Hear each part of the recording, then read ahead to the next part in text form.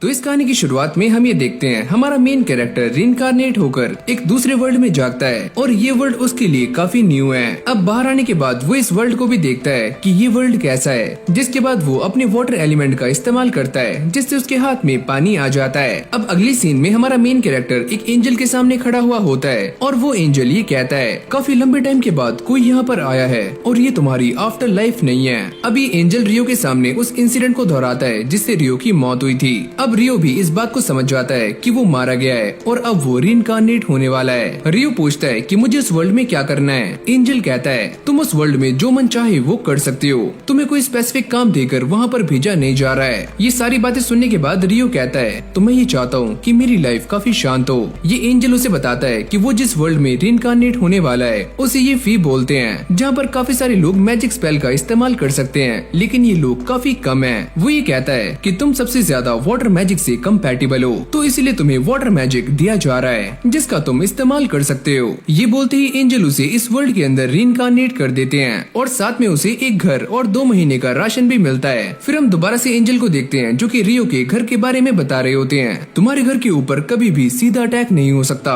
और तुम ऐसा मान सकते हो कि तुम्हारे घर के ऊपर एक बैरियर लगा हुआ है। रियो को भी इस घर के अंदर एक किताब मिल जाती है जिसके अंदर काफी सारे मॉन्स्टर्स के बारे में लिखा होता है और वो ये सोचता है कि मैंने आज से पहले ऐसी लैंग्वेज कभी भी नहीं पढ़ी लेकिन फिर भी मैं इसे काफी आराम से पढ़ पा रहा हूँ। यहाँ पर उसे एक और किताब मिलती है जिससे उसे मैजिक के बारे में पता लगता है और अब वो इसे पढ़ने के बाद बाहर आ जाता है और बाहर आकर अपने वाटर एलिमेंट का इस्तेमाल कर रहा होता है। इस एलिमेंट का इस्तेमाल करने में रियो को बिल्कुल भी दिक्कतें नहीं आती, यहाँ तक कि वो स्पेल को बिना चांट किए इस एलिमेंट का यूज कर रहा होता है। लेकिन अब भी वो इस बात को लेकर काफी परेशान होता है, अगर मैं इंचांटेशन कर पाता तो ये काफी कूल होता। अंदर आने के बाद वो अपने वाटर मैजिक का इस्तेमाल करते हुए बाथ टब को भर रहा होता है और वो ये सोचता है अब मैं इसे गर्म कैसे करूं, जिसके लिए वो बाहर आकर लकड़ियों को घिसना शुरू करता है लेकिन इससे भी कुछ नहीं होता और वो काफी थक जाता है। लेकिन अपने सर के ऊपर सूरज को देखकर उसके दिमाग की बत्ती जल जाती है, जिसके बाद वो अपने सामने रखे हुए पानी के ऊपर आइस मैजिक का इस्तेमाल करने की कोशिश करता है लेकिन ये पानी आइस नहीं बनता। ये तरीका काम नहीं कर रहा है तो चलो कुछ और ट्राई करते हैं। रियो भी इस बात को समझ जाता है कि उसे एक्चुअली में आइस कैसे बनानी है और अगली पल हम ये देखते हैं कि वो आइस को बना लेता है और काफी खुश हो जाता है। इस बर्फ को निकालने के बाद वो इसे एक मैग्नीफाइंग ग्लास की तरह इस्तेमाल कर रहा होता है जिससे वो लकड़ियों में आग लगा देता है और इसे देखकर मुझे भी अपने बचपन के दिन याद आ गए। सारा पानी गर्म हो जाने के बाद वो आराम से बैठकर बात ले रहा होता है और ये कहता है मेरा आज का दिन तो काफी प्रोडक्टिव रहा। नहाते नहाते रियो इस बात को भी सोच रहा होता है क्या मैं अपने हाथ से गर्म पानी भी निकाल सकता हूँ, पर इन सारी बातों को अभी के लिए साइड रखते हुए वो घोड़े बेचकर सो जाता है। अगली सुबह उठने के बाद वो ठूस ठूस कर खाना खा रहा होता है लेकिन तभी अचानक वो ये सोचता है कि एंजल ने मुझसे कहा था कि मेरे पास बस 2 महीने का ही राशन है, उसके बाद मुझे खुद ही हंटिंग पर जाना होगा।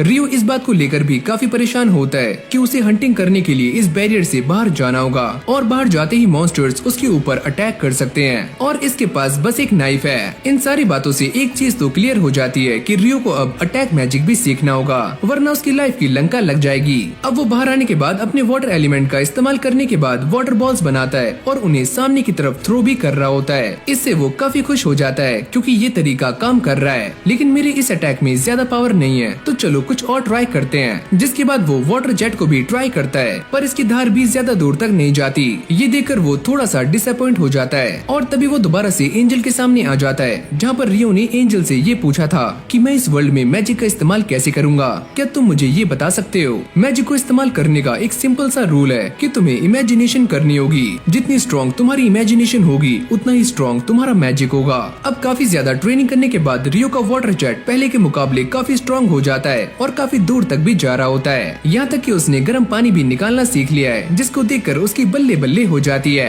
अगली सीन में हम ये देखते हैं कि वो आसमान में आइस को भी क्रिएट कर सकता है लेकिन ये प्रोसेस काफी स्लो है। ये आइस मैजिक तो काफी अच्छा है लेकिन मैं ये सोच रहा हूँ एक आइस अटैक बनाऊं। जिसके बाद वो एक आइस क्रिस्टल को फॉर्म करते हुए उसे सामने की तरफ फेंकने का ट्राई करता है लेकिन वो ज्यादा दूर नहीं जाता और पास में ही गिर जाता है। मुझे ऐसा लगता है कि मैंने कोई गलती की है और इसे पानी की तरफ फेंकना थोड़ा सा मुश्किल है। अब उसके दिमाग में अजीब अजीब से ख्याल आने शुरू हो जाते हैं, अगर मैंने फाइट में इसका इस्तेमाल किया तो मेरी मौत पक्की है। लेकिन वो इस चीज से हार मानने वाला नहीं है और वो अपनी मैजिक की काफी प्रैक्टिस कर रहा होता है। अगली सीन में हम ये देखते हैं कि वो अपने सारे के सारे मैजिक को मास्टर कर लेता है। इतनी हार्ड ट्रेनिंग करने के बाद रियो को ऐसा लगता है कि उसका सारा का सारा माना खत्म हो चुका है लेकिन अब भी वो रुकने वाला नहीं है। जिसके बाद हम ये देखते हैं कि वो काफी जल्दी से इस आइस क्रिस्टल को फॉर्म करना सीख जाता है, लेकिन अब भी इसमें काफी कमियां हैं। तो लो भाई, ये बंदा एक जुगाड़ बनाकर हंटिंग करने के लिए अपने बैरियर से काफी दूर आ जाता है। थोड़ी आगे आने के बाद उसे नदी के पास एक क्वार्ट्ज मिल जाता है, जिसे वो पत्थर के साथ रगड़कर आराम से आग जला सकता है। इससे रियो का एक काम तो आसान हो चुका है कि अब उसे सूरज के ऊपर डिपेंड होने की जरूरत नहीं है।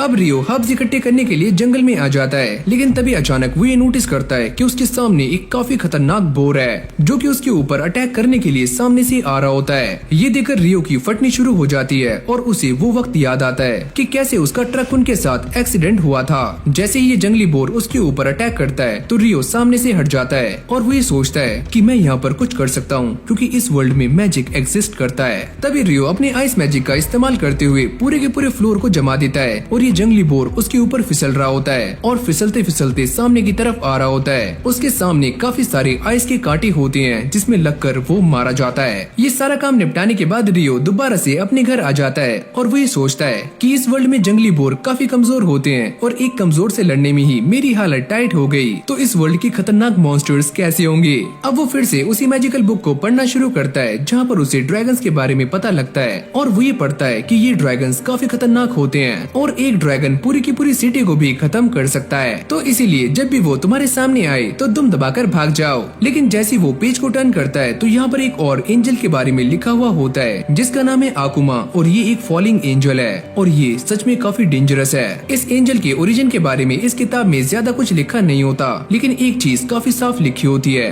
कि जिस भी दिन ये तुम्हारे सामने आया वो दिन तुम्हारी लाइफ का आखिरी दिन होगा। अब यहीं से हमारा सीन शिफ्ट हो जाता है जहाँ पर रियो टार्जन बनकर जंगल में आ गया था, लेकिन तभी अचानक एक काफी बड़ा हॉक उसके ऊपर अटैक कर देता है और वो शील्ड बनाकर इधर उधर भाग रहा होता है। ये हॉक रियो को मारने के लिए एयर स्लैश का इस्तेमाल कर रहा होता है, लेकिन उसके पास एक और काफी खतरनाक अटैक है जो कि वो अपनी चोंच से करता है। अब रियो भी ये समझ जाता है कि उसके पास भागने का कोई भी चांस नहीं है, तो वो भी इससे लड़ने के लिए एकदम तैयार हो जाता है और इसके ऊपर काफी सारी आइस से अटैक करता है, पर ये उनसे बचता हुआ रियो की काफी नजदीक आ जाता है। तो रियो भी अपने ऊपर एक आइस की शील्ड बना लेता है और जैसे ये हॉक उससे टकराता है तो उसके तोते उड़ जाते हैं, लेकिन अब भी ये हॉक हार नहीं मानता और लड़ने की हालत में होता है। रियो भी इस बात को नोटिस कर लेता है कि उसके इस अटैक से इस हॉक को काफी चोटें आई हैं और वो डर के मारी यहाँ से चला जाता है और रियो चैन की सांस लेता है। अरे यार, बाल बाल बचा, वरना आज तो मारा जाता।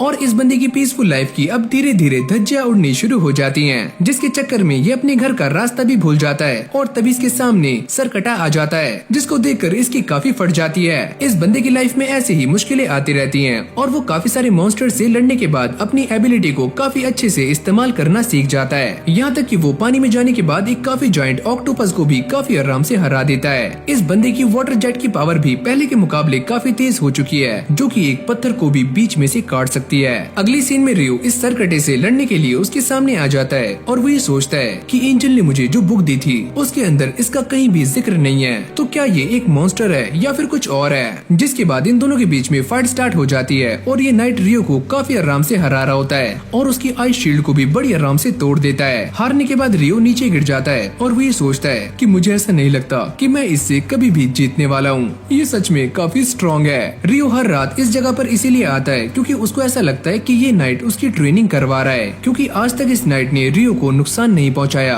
और न ही उसे जान से मारा है। अब ये सरकटा अपनी स्वॉर्ड को रियो को सौंप देता है और रियो भी ये समझ जाता है कि शायद से ये नाइट ये चाहता है कि मैं इस स्वॉर्ड को मास्टर करूं। जिसके बाद ये सरकटा यहाँ से चला जाता है। फिर हम दोबारा से उसी हॉक को देखते हैं जो कि पहले के मुकाबले काफी इवॉल्व हो चुका है। जब वो रियो के ऊपर अटैक करता है तो वो इसे रोकने के लिए 5 लेयर की शील्ड बना लेता है और इस अटैक को बड़ी आराम से काउंटर कर लेता है, पर ऐसा बस रियो को ही लगता है क्योंकि ये अटैक इतना भी कमजोर नहीं था। इससे रियो की सारी शील्ड्स टूट जाती हैं। अब वो इसके अटैक को रोकने के लिए 10 लेयर की शील्ड का इस्तेमाल करता है, लेकिन वो भी चकनाचूर हो जाती हैं। रियो इसको डिफीट करने की काफी ट्राई कर रहा होता है, लेकिन ये हॉक उसके सारे के सारे अटैक से बड़ी आराम से बच जाता है और अब ये एक काफी जोर से आवाज निकालता है जिससे रियो की पैंट गीली हो जाती है। अब ये हॉक रियो के ऊपर लाइटनिंग का भी अटैक करता है, पर रियो इससे बच जाता है। लेकिन ये फाइट देखते ही देखते काफी इंटेंस हो रही होती है और ये हॉक रियो के ऊपर काफी भारी पड़ रहा होता है। अब ये जैसे ही रियो को मारने के लिए उसके सामने से आता है तो रियो अपनी स्वॉर्ड का इस्तेमाल करके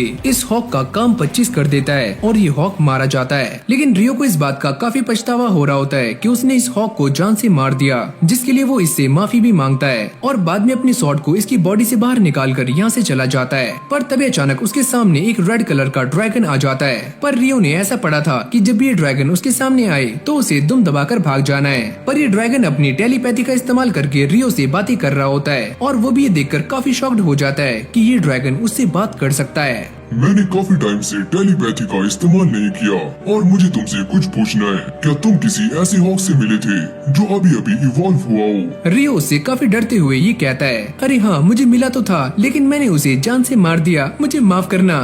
क्या तुमने उसे जान से मार दिया? तुम तो एक काफी कमाल की लड़की हो और तुम्हारे पास ये अजीब सा वेपन कैसा है? जब रियो उसे अपनी ये स्वॉर्ड दिखाता है तो ये ड्रैगन कहता है कि ये तो फेरी किंग की स्वॉर्ड है। अगर ये स्वॉर्ड उसने तुम्हें दी है तो इसका मतलब साफ है कि वो तुम्हारे ऊपर काफी ट्रस्ट करता है। फिर ये दोनों गप्पे मारने में लग जाते हैं और देखते ही देखते शाम भी हो जाती है और इन दोनों को टाइम का पता ही नहीं लगता। रियो ड्रैगन से ये पूछता है कि तुम्हारा नाम क्या है? वैसे मेरा नाम है लेविन। और ये बोलने के बाद वो ड्रैगन यहाँ से चला जाता है। अभी जो मेरे साथ हुआ ये काफी अजीब था और मुझे ऐसा नहीं लगा था कि मैं इस ड्रैगन से बात कर पाऊंगा। और इससे एक बात तो क्लियर हो गई कि इस फैंटेसी वर्ल्ड में कुछ भी हो सकता है। इस तरफ एंजल रियो के स्टैट्स को चेक कर रहे होते हैं और वो ये देखकर काफी शॉक्ड हो जाते हैं। ये बात तो मैंने नोटिस की ही नहीं कि इस बच्चे के पास एक रियल ट्रेट है, लेकिन ऐसा कैसे हो सकता है? ये आज से पहले बस एक ही बार हुआ है, वो भी 10,000 साल पहले, जब मैंने एक लड़की को दूसरे वर्ल्ड में रीइंकार्नेट किया था। यहाँ पर एंजल जिस हिडन ट्रेट की बात कर रहे हैं उसका नाम है एटर्नल यूथ, यानी कि ये इंसान कभी भी बूढ़ा होने वाला नहीं है। अगली सुबह जब रियो को सी फूड खाने का मन करता है तो वो यहाँ पर आ जाता है, लेकिन तभी अचानक वो ये देखता है कि सामने एक नाव टूटी हुई है और यहाँ पर काफी सारे लोग हैं जो कि मर चुके हैं। पर तभी वो ये नोटिस करता है कि साइड में एक लाल बालों वाला बंदा खांस खांस कर होश में आ जाता है। अब ये बंदा इस बात को याद करता है कि आखिरकार उनके साथ ऐसा कैसे हुआ। वो ये सोचता है कि जब वो सारे अपनी शिप में थे तो उनके ऊपर एक काफी जायंट ऑक्टोपस ने अटैक कर दिया था, जिससे उनकी सारी की सारी शिप टूट गई थी और ये सारे पानी के अंदर बह गए। जैसे ही इस बंदे की आँख खुलती है तो वो ये देखता है कि वो अब भी जिंदा है और वो बाहर आकर ये देखता है कि वो यहाँ पर कैसे आया। तभी उसके सामने रियो आ जाता है। चलो तुम उड़ गए, ये तो काफी अच्छी बात है। ये बंदा उसे देखकर काफी शॉक्ड हो जाता है कि ये बच्चा यहाँ पर अचानक से कैसे आया, जबकि मैंने इसे सेंस भी नहीं किया। पर ये रियो को इन सारी बातों के बारे में नहीं बताता और वो अपना इंट्रोडक्शन देता है कि मेरा नाम है एबल। रियो से कहता है कि मेरा नाम है रियो और मुझे माफ करना कि तुम ही अकेले बचे हो और मैं बाकी सभी को बचा नहीं पाया। चलो कोई बात नहीं, वैसे भी वो सारे लोग स्मगलर्स थे। अब अंदर आने के बाद ये दोनों खाना खा रहे होते हैं क्योंकि एबल को काफी भूख लग रही थी। वो ये देखता है कि रियो के पास बस एक ही जोड़ी कपड़े हैं। रियो उससे कहता है कि मेरे पास ना तो सुई है ना ही धागा, तो मैं अपने लिए कपड़े कैसे बनाऊं? अरे यार एक काम कर, दुकान से जाकर ले आ। लेकिन यहाँ तो आसपास कोई भी दुकान नहीं है, यहाँ तक कि कोई भी इंसान भी नहीं है। मैं यहाँ पर अकेला हूँ, एकदम अकेला। एबल ये बात सुनने के बाद काफी शॉक्ड हो जाता है कि वो यहाँ पर अकेला रहता है। रियो कहता है वैसे मैं एक वाटर मेज हूँ और वो इसे अपनी ताकत का एक नमूना दिखाता है। क्या तुम सच में मैजिक का यूज कर सकते हो? यहाँ तक कि सेंट्रल प्रोविंस में भी आधे से कम लोग मैजिक का यूज करना जानते हैं और मुझे भी इसका इस्तेमाल करना नहीं आता।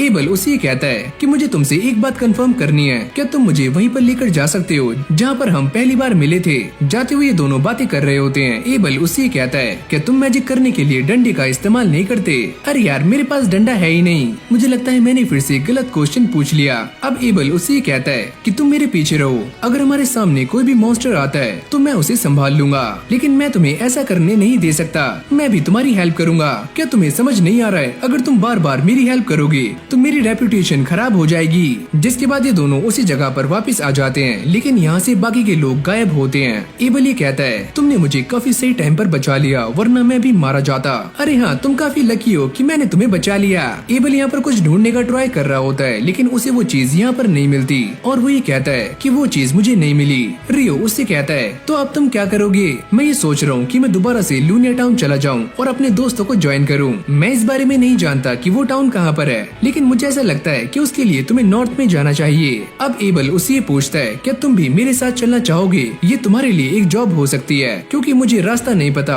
और तुम मेरी हेल्प कर सकते हो। क्यों है ना दोस्त? ये बात सुनने के बाद रियो थोड़ा सा हैरान हो जाता है और थोड़ा सोचने के बाद वो ये कहता है कि हम दोनों दोस्त बन चुके हैं। अरे हाँ हम दोनों दोस्त दोस्त हैं, तो चलो मैं भी तुम्हारे साथ चलूंगा। शाम के टाइम में रियो इन सारी चीजों को बड़ी गौर से देख रहा होता है और वो ये याद करता है कि कैसे वो इस वर्ल्ड में आया और कैसे वो यहाँ पर रहा। जब वो घर में आ जाता है तो वो एबल से कहता है कि मैं किसी को गुड बाय करने के लिए जा रहा हूँ, जो कि मुझे इसी टाइम मिलता है, यानी कि रात में। मुझे तो ऐसा लगा था कि इसका यहाँ पर कोई भी जानने वाला नहीं है, लेकिन चलो मैं इस मामले में इंटरफियर नहीं करता हूँ। अब रियो उस नाइट के पास आ जाता है और उसे शुक्रिया अदा कर रहा होता है कि तुमने मेरी काफी हेल्प की और तुम्हारी वजह से ही मैं यहाँ पर सरवाइव कर पाया और मैं कुछ टाइम के लिए यहाँ से जा रहा हूँ और आज ये हमारी लास्ट बैटल होने वाली है, तो मैं अपनी पूरी जान लगा दूंगा।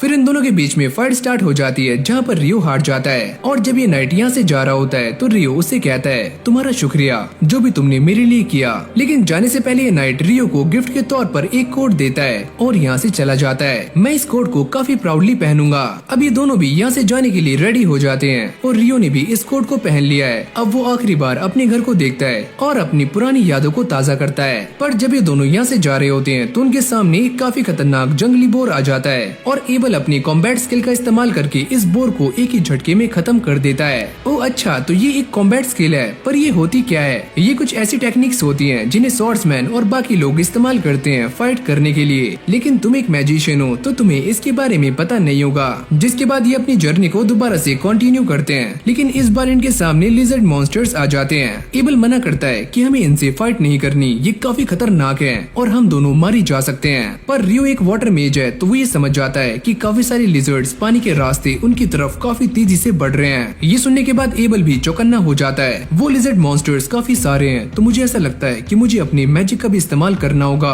और अगले पल हम ये देखते हैं कि रियो अपने मैजिक का इस्तेमाल करके इन सारे के सारे लिजर्ड मॉन्स्टर्स को बड़ी आराम से हरा देता है। एबल ये देखकर काफी चौंक जाता है। तुमने अपनी छड़ी का इस्तेमाल नहीं किया और न ही किसी स्पेल को बोला, तो तुमने ये किया कैसे? मेरे ख्याल से वाटर मैजिक थोड़ा अलग होता होगा और इसीलिए मुझे ये सारा कुछ करने की जरूरत नहीं है। शायद तुम सही कह रहे हो। पर आगे जाने से पहले रियो एबल को पानी ऑफर करता है ताकि ये दोनों हाइड्रेटेड रह सके। अब ये दोनों जाते हुए बातें कर रहे होते हैं और एबल उसे एक कॉइन दिखाता है। वो इस कॉइन को देखकर काफी शॉक्ड हो जाता है। मैंने आज से पहले कोई भी करेंसी नहीं देखी। जाते हुए एबल उसे अलग अलग एम्पायर्स के नाम बता रहा होता है और वो ये कहता है कि एक डेबुआ एम्पायर भी है। ये कैसा नाम है, डेबुआ? अब खुले मैदान में आने के बाद इन दोनों के ऊपर पत्थरों से अटैक होता है, पर ये दोनों ही काफी तेज होते हैं और इन अटैक्स को रोक लेते हैं। पर तभी इनके आसपास काफी सारे पत्थर आने शुरू हो जाते हैं। एबल ही कहता है मुझे ऐसा लगता है कि हम गलती से रॉक गोलम के नेस्ट में आ चुके हैं। रियो कहता है क्या इस सामने ये भी एक रॉक गोलम है? एबल इन सभी को रोकने के लिए अपनी कॉम्बैट स्किल का इस्तेमाल करता है और एक गोलम के अंदर छेद कर देता है, लेकिन वो काफी जल्दी रीजनरेट कर रहा होता है। रियो उससे ये कहता है मेरे पास एक अटैक है, क्या मैं उसे यूज कर सकता हूँ? अगले पल वो अपने मैजिक का इस्तेमाल करके 10 लेयर की आइस बॉल इस गोलम के ऊपर गिरा देता है, जिससे वो इसके नीचे दब जाता है। एबल भी ये देखकर काफी चौंक जाता है कि तुमने ये कैसे किया और ये क्या था? जिसके बाद ये सारे रॉक गोलम्स को हरा देते हैं। तभी एबल इस रॉक गोलम की मैजिक स्टोन को नोटिस करता है, जो कि काफी बड़ा है और काफी कलरफुल भी। मुझे ऐसा लगता है कि इसने आज से पहले काफी सारे मॉन्स्टर्स को हराया है। इस मैजिक स्टोन को निकालने के बाद ये दोनों आगे बढ़ जाते हैं और वो ये देखते हैं कि उनके सामने एक काफी बड़ा हिप्पो है, जो कि एक बेहमौत है। तभी यहाँ पर वाइवर्न का एक काफी बड़ा झुंड आ जाता है, जो कि इस बेहमौत के ऊपर अटैक कर रहे होते हैं। एबल ही कहता है इस फाइट का कंक्लूजन एकदम साफ है कि ये बेहमौत हारने वाला है, लेकिन रियो मना करता है कि मुझे ऐसा नहीं लगता। अब ये हिप्पो काफी गुस्से में आकर इन सारे के सारे वाइवर्न्स को मारना शुरू कर देता है और जोर से दहाड़ता है, जिससे कि ये सारे के सारे वाइवर्न्स नीचे गिर जाते हैं। देखा, मैंने तुमसे कहा था कि यही जीतने वाला है। फिर हमें रात का सीन दिखाया जाता है, जहाँ पर ये दोनों बैठकर कैंप फायर कर रहे होते हैं। एबल रियो को डंजन्स के बारे में बता रहा होता है और वो ये कहता है कि सच में इस वर्ल्ड में डंजन भी एग्जिस्ट करते हैं और मैं भी डंजन में एक बार जरूर जाना चाहता हूँ। वैसे हम जिस टाउन में जा रहे हैं वहाँ पर भी एक काफी बड़ी डंजन है, लेकिन तुमने ये बात मुझे पहले क्यों नहीं बताई? तुमने मुझसे काफी कुछ छुपाया है। अरे नहीं, ऐसा कुछ भी नहीं है, लेकिन तुम एल्फ और डॉर्स के बारे में तो जानते ही होंगे, लेकिन भाई रियो इनके बारे में भी कुछ नहीं जानता। एबल उसे सारा कुछ समझाता है कि डॉर्स कैसे होते हैं और एल्फ्स क्या हैं। जिसके बाद ये दोनों दोबारा से अपनी जर्नी को कंटिन्यू करते हैं। जाते हुए रियो ये कहता है कि इन माउंटेन्स को पार करने के बाद हम ह्यूमन टेरिटरी में पहुंच जाएंगे, लेकिन तुम ये सारा कुछ कैसे जानते हो? रियो उन सारी बातों को याद करता है जो कि ड्रैगन ने उससे की थी और ड्रैगन ने ही उसे ये सारा कुछ बताया था। पर रियो इसके बारे में एबल से कुछ भी नहीं कहता और जब ये दोनों आगे जा रहे होते हैं तभी उनके सामने एक काफी खतरनाक मॉन्स्टर आ जाता है, जिसको देखकर इन दोनों की ही चड्डी टाइट हो जाती है। एबल को समझ नहीं आता कि अब वो क्या करे, क्योंकि ये एक काफी खतरनाक ग्रिफिन है। अब ये दोनों एक साथ आसमान में मीट के टुकड़ों को उछालते हैं और ये ग्रिफिन उन्हें लेकर लेकर यहाँ से चला जाता है और इन दोनों की जान बच जाती है। आगे जाते हुए ये दोनों उसी ग्रिफिन के बारे में बात कर रहे होते हैं। एबल ही कहता है कि उसने तो मुझे सच में डरा दिया था, मुझे भी ऐसा ही लगता है, अगर हम उससे फाइट करते तो हम दोनों जिंदा नहीं बचते। एबल ये बताता है कि आज तक कोई भी ऐसा नहीं बना जो कि बेहेमोथ और ग्रिफिन से पंगे ले सके, और शायद ये बड़े बड़े पहाड़ ही इन मॉन्स्टर्स को ह्यूमन से दूर रखते हैं। जैसे ये दोनों आगे जाते हैं तो इनके सामने काफी सारे वाइवर्न्स होते हैं जो अपने शिकार को खा रहे होते हैं। रियो एबल से पूछता है कि हमें इनसे फाइट करनी चाहिए, ये हम दोनों के मुकाबले में काफी ज्यादा हैं और यहाँ तक कि काफी स्किल्ड एडवेंचरर्स भी इन्हें हरा नहीं पाते। लेकिन आगे जाते हुए हमारे रास्ते में काफी सारे वाइवर्न्स आने वाले हैं, तो कभी न कभी तो हमें इनका सामना करना होगा। ये बोलते ही रियो उनसे लड़ने के लिए सामने पहुँच जाता है और वो अपने मैजिक का इस्तेमाल करके इन सारे के सारे वाइवर्न के पंखों को यहीं पर स्टक कर देता है, जिससे कि वो उड़ नहीं पाते। एबल अपनी कॉम्बैट स्किल का यूज करके इन सारे के सारे वाइवर्न्स को हरा देता है, पर तभी यहाँ पर और भी वाइवर्न्स आ जाते हैं, लेकिन ये दोनों मिलकर उन सभी को ठिकाने लगा देते हैं। जब एबल वाइवर्न्स के मैजिक स्टोन को बाहर निकाल रहा होता है तो वो ये कहता है कि मैंने ये कभी नहीं सोचा था कि इनसे फाइट करना इतना आसान होगा। इन सारे के सारे वाइवर्न्स को हराने के बाद वो माउंटेन्स को भी क्रॉस कर लेते हैं और ह्यूमन टेरिटरी के काफी करीब होते हैं, और ये उसके कितने पास हैं ये तो इनकी स्माइल से ही पता लग जाता है। अब थोड़ी दूर आगे चलने के बाद इन दोनों को एक सड़क दिखती है और एबल ये समझ जाता है कि ये दोनों कहाँ पर हैं, और वो ये कहता है कि थोड़ी आगे चलने के बाद हम फाइनली टाउन तक पहुँच जाएंगे। जिसके बाद ये दोनों टाउन के एक रेस्टोरेंट में आ जाते हैं। एबल उससे कहता है क्यों ना तुम भी एक एडवेंचरर बन जाओ जिससे तुम्हें टाउन में जाने के पैसे नहीं देने होंगे, क्योंकि इस टाउन में आने के लिए एबल ने रियो के पैसे दिए होते हैं। और वो ये कहता है और मॉन्स्टर से जो हमें मैजिक स्टोन्स मिलते हैं उन्हें एडवेंचरर सीधा गिल्ड में बेच सकते हैं और काफी मोटा पैसा कमा सकते हैं। साथ ही में वो ये भी क्लियर करता है कि जो एडवेंचरर गिल्ड में रजिस्टर नहीं होता वो मैजिक स्टोन को बेच नहीं सकता। तभी इन दोनों के सामने गर्मा गर्म खाना आ जाता है और रियो भी इस खाने को फटाक से चट कर जाता है। अब कुछ टाइम यहाँ पर बिताने के बाद ये दोनों लूनिया टाउन के लिए निकल जाते हैं और थोड़ा सफर तय करने के बाद ये फाइनली उस टाउन में पहुँच जाते हैं। ये गार्ड एबल को देखकर काफी खुश होता है। हमें ऐसा लगा था कि आप खो गए हो। अरे नहीं, रियो ने मेरी जान बचाई और इसीलिए मैं यहाँ तक पहुँच पाया, और ये है रियो। गार्ड रियो से कहता है तुम्हारा शुक्रिया, और वो इसके हाथ को पकड़ने के बाद छोड़ता ही नहीं है। अब रियो की एंट्री फीस देने के बाद ये दोनों अंदर आ जाते हैं और अब वो रियो को एडवेंचरर्स के रैंक के बारे में बताना शुरू करता है कि एक एडवेंचरर की जर्नी F रैंक से शुरू होती है और अगर वो B रैंक या उससे ऊपर हो जाता है तो उसे क्वेस्ट भी काफी खतरनाक मिलते हैं। यहाँ तक कि वो ये भी कहता है कि जो एडवेंचरर जितने ज्यादा हाई रैंक पे होता है वो उतने ही पैसे कमाता है, लेकिन तुम्हें पैसों की चिंता करने की कोई भी जरूरत नहीं है क्योंकि तुम्हारे पास मैजिक स्टोन्स हैं। अब ऐसे ही दोनों बातें करते करते गिल्ड तक आ जाते हैं और जैसे ही दोनों गिल्ड में एंटर करते हैं तो सारे के सारे लोग एबल को देखकर काफी खुश हो जाते हैं, जैसे कि वो एबल का ही इंतजार कर रहे हों। ये देखकर रियो सोचता है कि ये बंदा यहाँ पर काफी ज्यादा फेमस है तो मेरे ख्याल से मुझे बाहर इंतजार करना चाहिए। जब रियो बाहर आ जाता है तो उसकी मुलाकात एक लड़की से होती है और ये दोनों ही एक दूसरे को काफी गौर से घूर रहे होते हैं और घूरते घूरते रुक जाते हैं। वो ये कहती है तुम्हारा आउटफिट काफी अच्छा है और मेरे ख्याल से ये फेरी किंग का है, लगता है उन्हें तुम्हारे ऊपर काफी ट्रस्ट है, लेकिन अभी मुझे कुछ काम है तो मैं जा रही हूँ और हम बाद में जरूर मिलेंगे। लेकिन इस बंदे की आंखें फटी की फटी रह जाती हैं कि अभी उसके साथ क्या हुआ।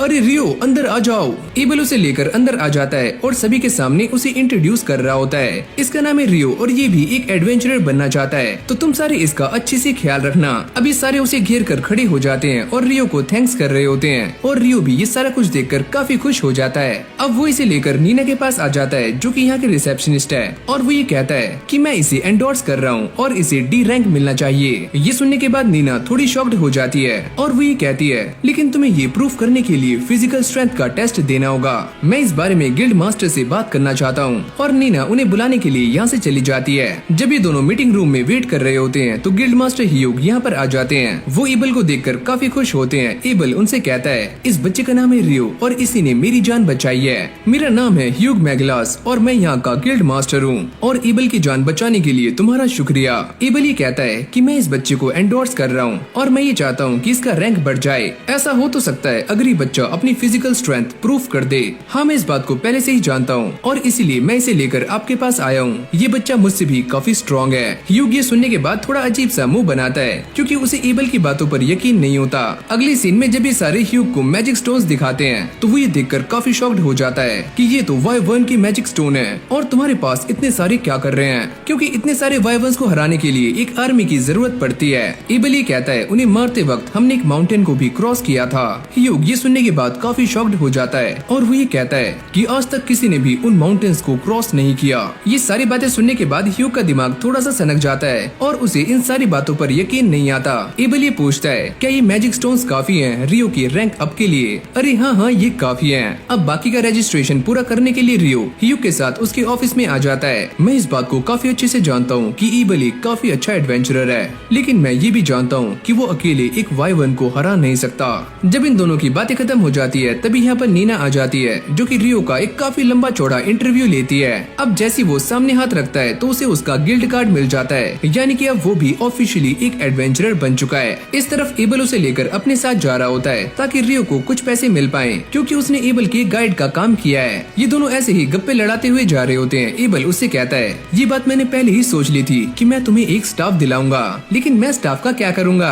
अरे बेटा हैरी पॉटर बनकर मैजिक करना। वैसे मुझे स्टाफ की नीड नहीं है, मैं ऐसे ही मैजिक कर सकता हूँ और पास की फाइट में मैं स्वॉर्ड का इस्तेमाल करता हूँ। ये बात सुनने के बाद एबल थोड़ा सा हैरान हो जाता है और वो ये कहता है क्या तुम सच में स्वॉर्ड का इस्तेमाल करते हो? लेकिन तुम्हारे पास तो कोई भी स्वॉर्ड नहीं है। रियो से अपनी स्वॉर्ड दिखाता है पर एबल को ऐसा लगता है कि ये एक छोटा सा चाकू है, यानी कि एक डैगर। अब एबल से बात करते करते रियो को इस वर्ल्ड के बारे में काफी कुछ पता लग जाता है कि यहाँ पर भी लोगों ने दिन को घंटों के हिसाब से डिवाइड किया हुआ है, यानी कि एक वीक में यहाँ पर 7 दिन है और महीने में 30 दिन, और यहाँ तक कि ये कपड़ों को भी सेंटीमीटर में मेजर करते हैं। वो ये सोचता है यहाँ पर ऐसा खाना भी मिल जाता है जैसे कि मेरे वर्ल्ड में मिला करता था। अब इन सारी बातों पर गौर देने के बाद रियो को ऐसा लगता है कि शायद से मेरे वर्ल्ड से यहाँ पर पहले भी कोई आ चुका है, जिस वजह से इस वर्ल्ड और मेरे वर्ल्ड में काफी सारी सिमिलैरिटीज हैं। इस तरफ ये सारे के सारे लोग एबल के वापस आने की खुशी में पार्टी कर रहे होते हैं। नीना उसे लेकर उसके रूम में आ जाती है जहाँ पर रियो को उसके न्यू 2 रूममेट्स भी मिलते हैं। अब ये सारे एक दूसरे को इंट्रोड्यूस कर रहे होते हैं। तभी नीना यहाँ पर एक और एडवेंचरर को लेकर आ जाती है जो कि अब से इनका रूममेट है, यानी कि अब ये 4 हो चुके हैं। अब यहीं से हमारा सीन शिफ्ट हो जाता है जहाँ पर हम ये देखते हैं कि क्रिम्सन पार्टी के सारे लोग रियो को लेकर ही बातें कर रहे होते हैं, क्योंकि एबल ने उन्हें रियो के बारे में सारा कुछ बता दिया है और उन्हें इन बातों पर यकीन नहीं होता कि वाटर एलिमेंट इतना स्ट्रॉन्ग कैसे हो सकता है। अगर एबल की बातें सही हैं तो यहाँ पर सिर्फ एक ही इंसान है जो कि रियो के लेवल का मैजिक कर सकता है और उसका नाम है इन्फर्नो मैजिशियन। अब एबल ये बताता है इन्फर्नो मैजिशियन के बारे में ये कहा जाता है कि वो अपने मैजिक से एक पूरी की पूरी आर्मी को तबाह कर सकता है, यहाँ तक कि वाइवंस को भी एक ही झटके में खत्म कर सकता है और पूरे टाउन का नक्शा मैप में से गायब कर सकता है। तो इसीलिए रियो को उस बंदे के साथ कंपेयर करना बिल्कुल भी सही नहीं है। इसी पार्टी की एक मेंबर जिसका नाम है रिया, वो ये कहती है अगर तुमने रियो के बारे में जैसा बताया है, अगर वो सारा कुछ सच है तो सच में वो बच्चा काफी स्ट्रॉन्ग है और काफी पावरफुल भी। लिन इस बात को लेकर काफी चिंता में होती है। अगर रियो गलती से डेबुया एम्पायर के साथ मिल गया तो ये हमारे लिए काफी बड़ी चिंता की बात हो सकती है। अरे यार तुम चिल करो, उस बच्चे को डेबुया एम्पायर का नाम ही पसंद नहीं है। ये बात सुनने के बाद सारे लोग हैरान हो जाते हैं क्योंकि इस बात में कोई भी सेंस नजर नहीं आता। अरे हाँ मैं ये जानता हूँ कि इस बात में कोई भी सेंस नहीं है, लेकिन रियलिटी यही है। अब अगली सीन में हम ये देखते हैं कि रियो ने उस कोर्स को लिया होता है जहाँ पर उसे डंजन के बारे में सीखने को काफी कुछ मिलने वाला है। सारी की सारी थ्योरी खत्म हो जाने के बाद अब बारी है प्रैक्टिकल की। टीचर इन सभी से ये कहते हैं हमने डंजन के बारे में काफी कुछ पढ़ लिया है और आज शाम को तुम सारे एक एक्चुअल डंजन में जाने वाले हो। ये सुनते ही एमन की फटनी शुरू हो जाती है जो कि रियो का एक साथी है और उसका रूममेट भी। अगर वहाँ पर जाने से पहले किसी का कोई क्वेश्चन है तो वो मुझसे पूछ सकता है। रियो पूछता है सर क्या कोई ऐसा तरीका है जिससे कि हम वहाँ पर इंस्टेंटली जा पाएं? अरे वाह तुम इस इंस्टेंट मैजिक के बारे में जानते हो, ये तो काफी अच्छी बात है। वो ये बताते हैं कि ऐसे डंजन साउथ में एग्जिस्ट करते हैं, लेकिन मैं उनके बारे में ज्यादा नहीं जानता। एमन की भी अब सनक जाती है और वो रियो से पूछता है कि तुम इंस्टेंट ट्रेवल के बारे में कैसे जानते हो। अब शाम में सारे उस डंजन के सामने आ जाते हैं और ये डंजन पूरे शहर के बीचों बीच है। मैं तुम्हें इस बारे में पहले ही बता चुका हूँ कि इस डंजन के अंदर मॉन्स्टर्स की तादाद हर साल काफी तेजी से बढ़ रही है। अब साथ ही में वो ये कहते हैं कि यहाँ पर एक डबल सिक्योरिटी भी लगाई गई है ताकि ये मॉन्स्टर्स टाउन के अंदर घुस ना पाएं। रियो ये समझ जाता है कि टाउन के बाहर जो वॉल है वो हमें भारी खतरों से बचा रही है और ये यहाँ पर मॉन्स्टर से। और बच्चों इस बारे में चिंता मत करो, ग्रेट टाइटल वॉर दोबारा से होने नहीं वाली और वैसे भी वो काफी सालों में होती है। अब ये सारे गिल्ड ऑफिस के सामने आ जाते हैं जहाँ पर इन सभी का नाम और टाइमिंग नोट होती है। जब ये सारे इसके अंदर जा रहे होते हैं तो एमन की फटनी शुरू हो जाती है। रियो उससे कहता है अरे यार थोड़ी शांत हो जाओ। अंदर आते ही टीचर उन सभी से कहते हैं कि मैंने तुम्हें पहले ही बता दिया है कि इस डंजन की पहली लेयर में तुम्हें काफी खतरनाक मॉन्स्टर्स नहीं मिलेंगे, तो तुम खुद ही जाकर एक्सप्लोर कर सकते हो। और हाँ, गेट के पास ही रहना। जब रियो और एमोन आगे जा रहे होते हैं तभी अचानक रियो एक चीज को सेंस करता है और वो ये कहता है कि हमारे सामने एक मॉन्स्टर है और मैं उसे फ्रीज कर दूंगा और एमोन तुम उसे जान से मार देना। तभी ये मॉन्स्टर उनके सामने आ जाता है जिसका नाम है सोल्जर एंट, जिसके बारे में उस मैजिकल बुक के अंदर भी लिखा हुआ था। और इसे मारने का बेस्ट तरीका ये है कि उसकी गर्दन पर अटैक किया जाए। फिर रियो अपनी मैजिक का इस्तेमाल करके इस मॉन्स्टर को जमा देता है और एमोन अपनी स्वॉर्ड का इस्तेमाल करके इसका काम 25 कर देता है। अरे वाह, तुमने तो काफी अच्छा काम किया एमोन। जिसके बाद ये दोनों मिलकर उसके मैजिक स्टोन को बाहर निकाल लेते हैं। एमोन ही कहता है कि ये सारा कुछ अलाउड है। अरे हाँ, इसे बेचकर ही तो हम पैसा कमाने वाले हैं क्योंकि हम एडवेंचरर्स हैं। जिसके बाद हमारा सीन शिफ्ट हो जाता है और ये सारे वापस आ जाते हैं और वापस आने के बाद पार्टी कर रहे होते हैं। ईटो ये कहता है, अरे वाह, तुमने पहले ही मिशन में सोल्जर आर्ट को हरा दिया, ये तो काफी कमाल की बात है। लेकिन यहाँ पर ये दोनों एक दूसरे को ही क्रेडिट दे रहे होते हैं। निल्स ये कहता है, चलो कोई बात नहीं, आखिरकार तुमने ये कर तो दिखाया, और कल तुम क्या करोगे। जिसके बाद ये दोनों डिसाइड करते हैं कि वो दोबारा से उस डंजन में जाने वाले हैं और इस बार तो 3rd लेयर तक। पर रियो इस बात को लेकर थोड़ा सा पैनिक होता है कि वो आंट मॉन्स्टर पहली लेयर में क्या कर रहा था। लेकिन इन सभी को ही ये सारी बातें पल्ले नहीं पड़ रही होती। तभी यहाँ पर एबल आ जाता है और वो ये कहता है कि वो आंट मॉन्स्टर गड्ढा खोदकर यहाँ पर आ सकती है, बस इसीलिए। फिर एबल इन सभी के सामने अपने आप को इंट्रोड्यूस करता है और वो ये कहता है कि मेरा नाम है एबल, लेकिन ये सारे लोग उसे पहले से ही जानते हैं। तभी निल्स कहता है कि मैं भी एक स्वॉर्ड मास्टर हूँ, लेकिन मेरी स्किल्स काफी कमजोर है, क्या आप मुझसे एक बार हाथ मिला सकते हो। और एबल उससे हाथ मिला लेता है, जिससे निल्स काफी खुश हो जाता है। तुम बस अच्छे से काम करना और सबसे पहले अपनी सेफ्टी का ध्यान रखना।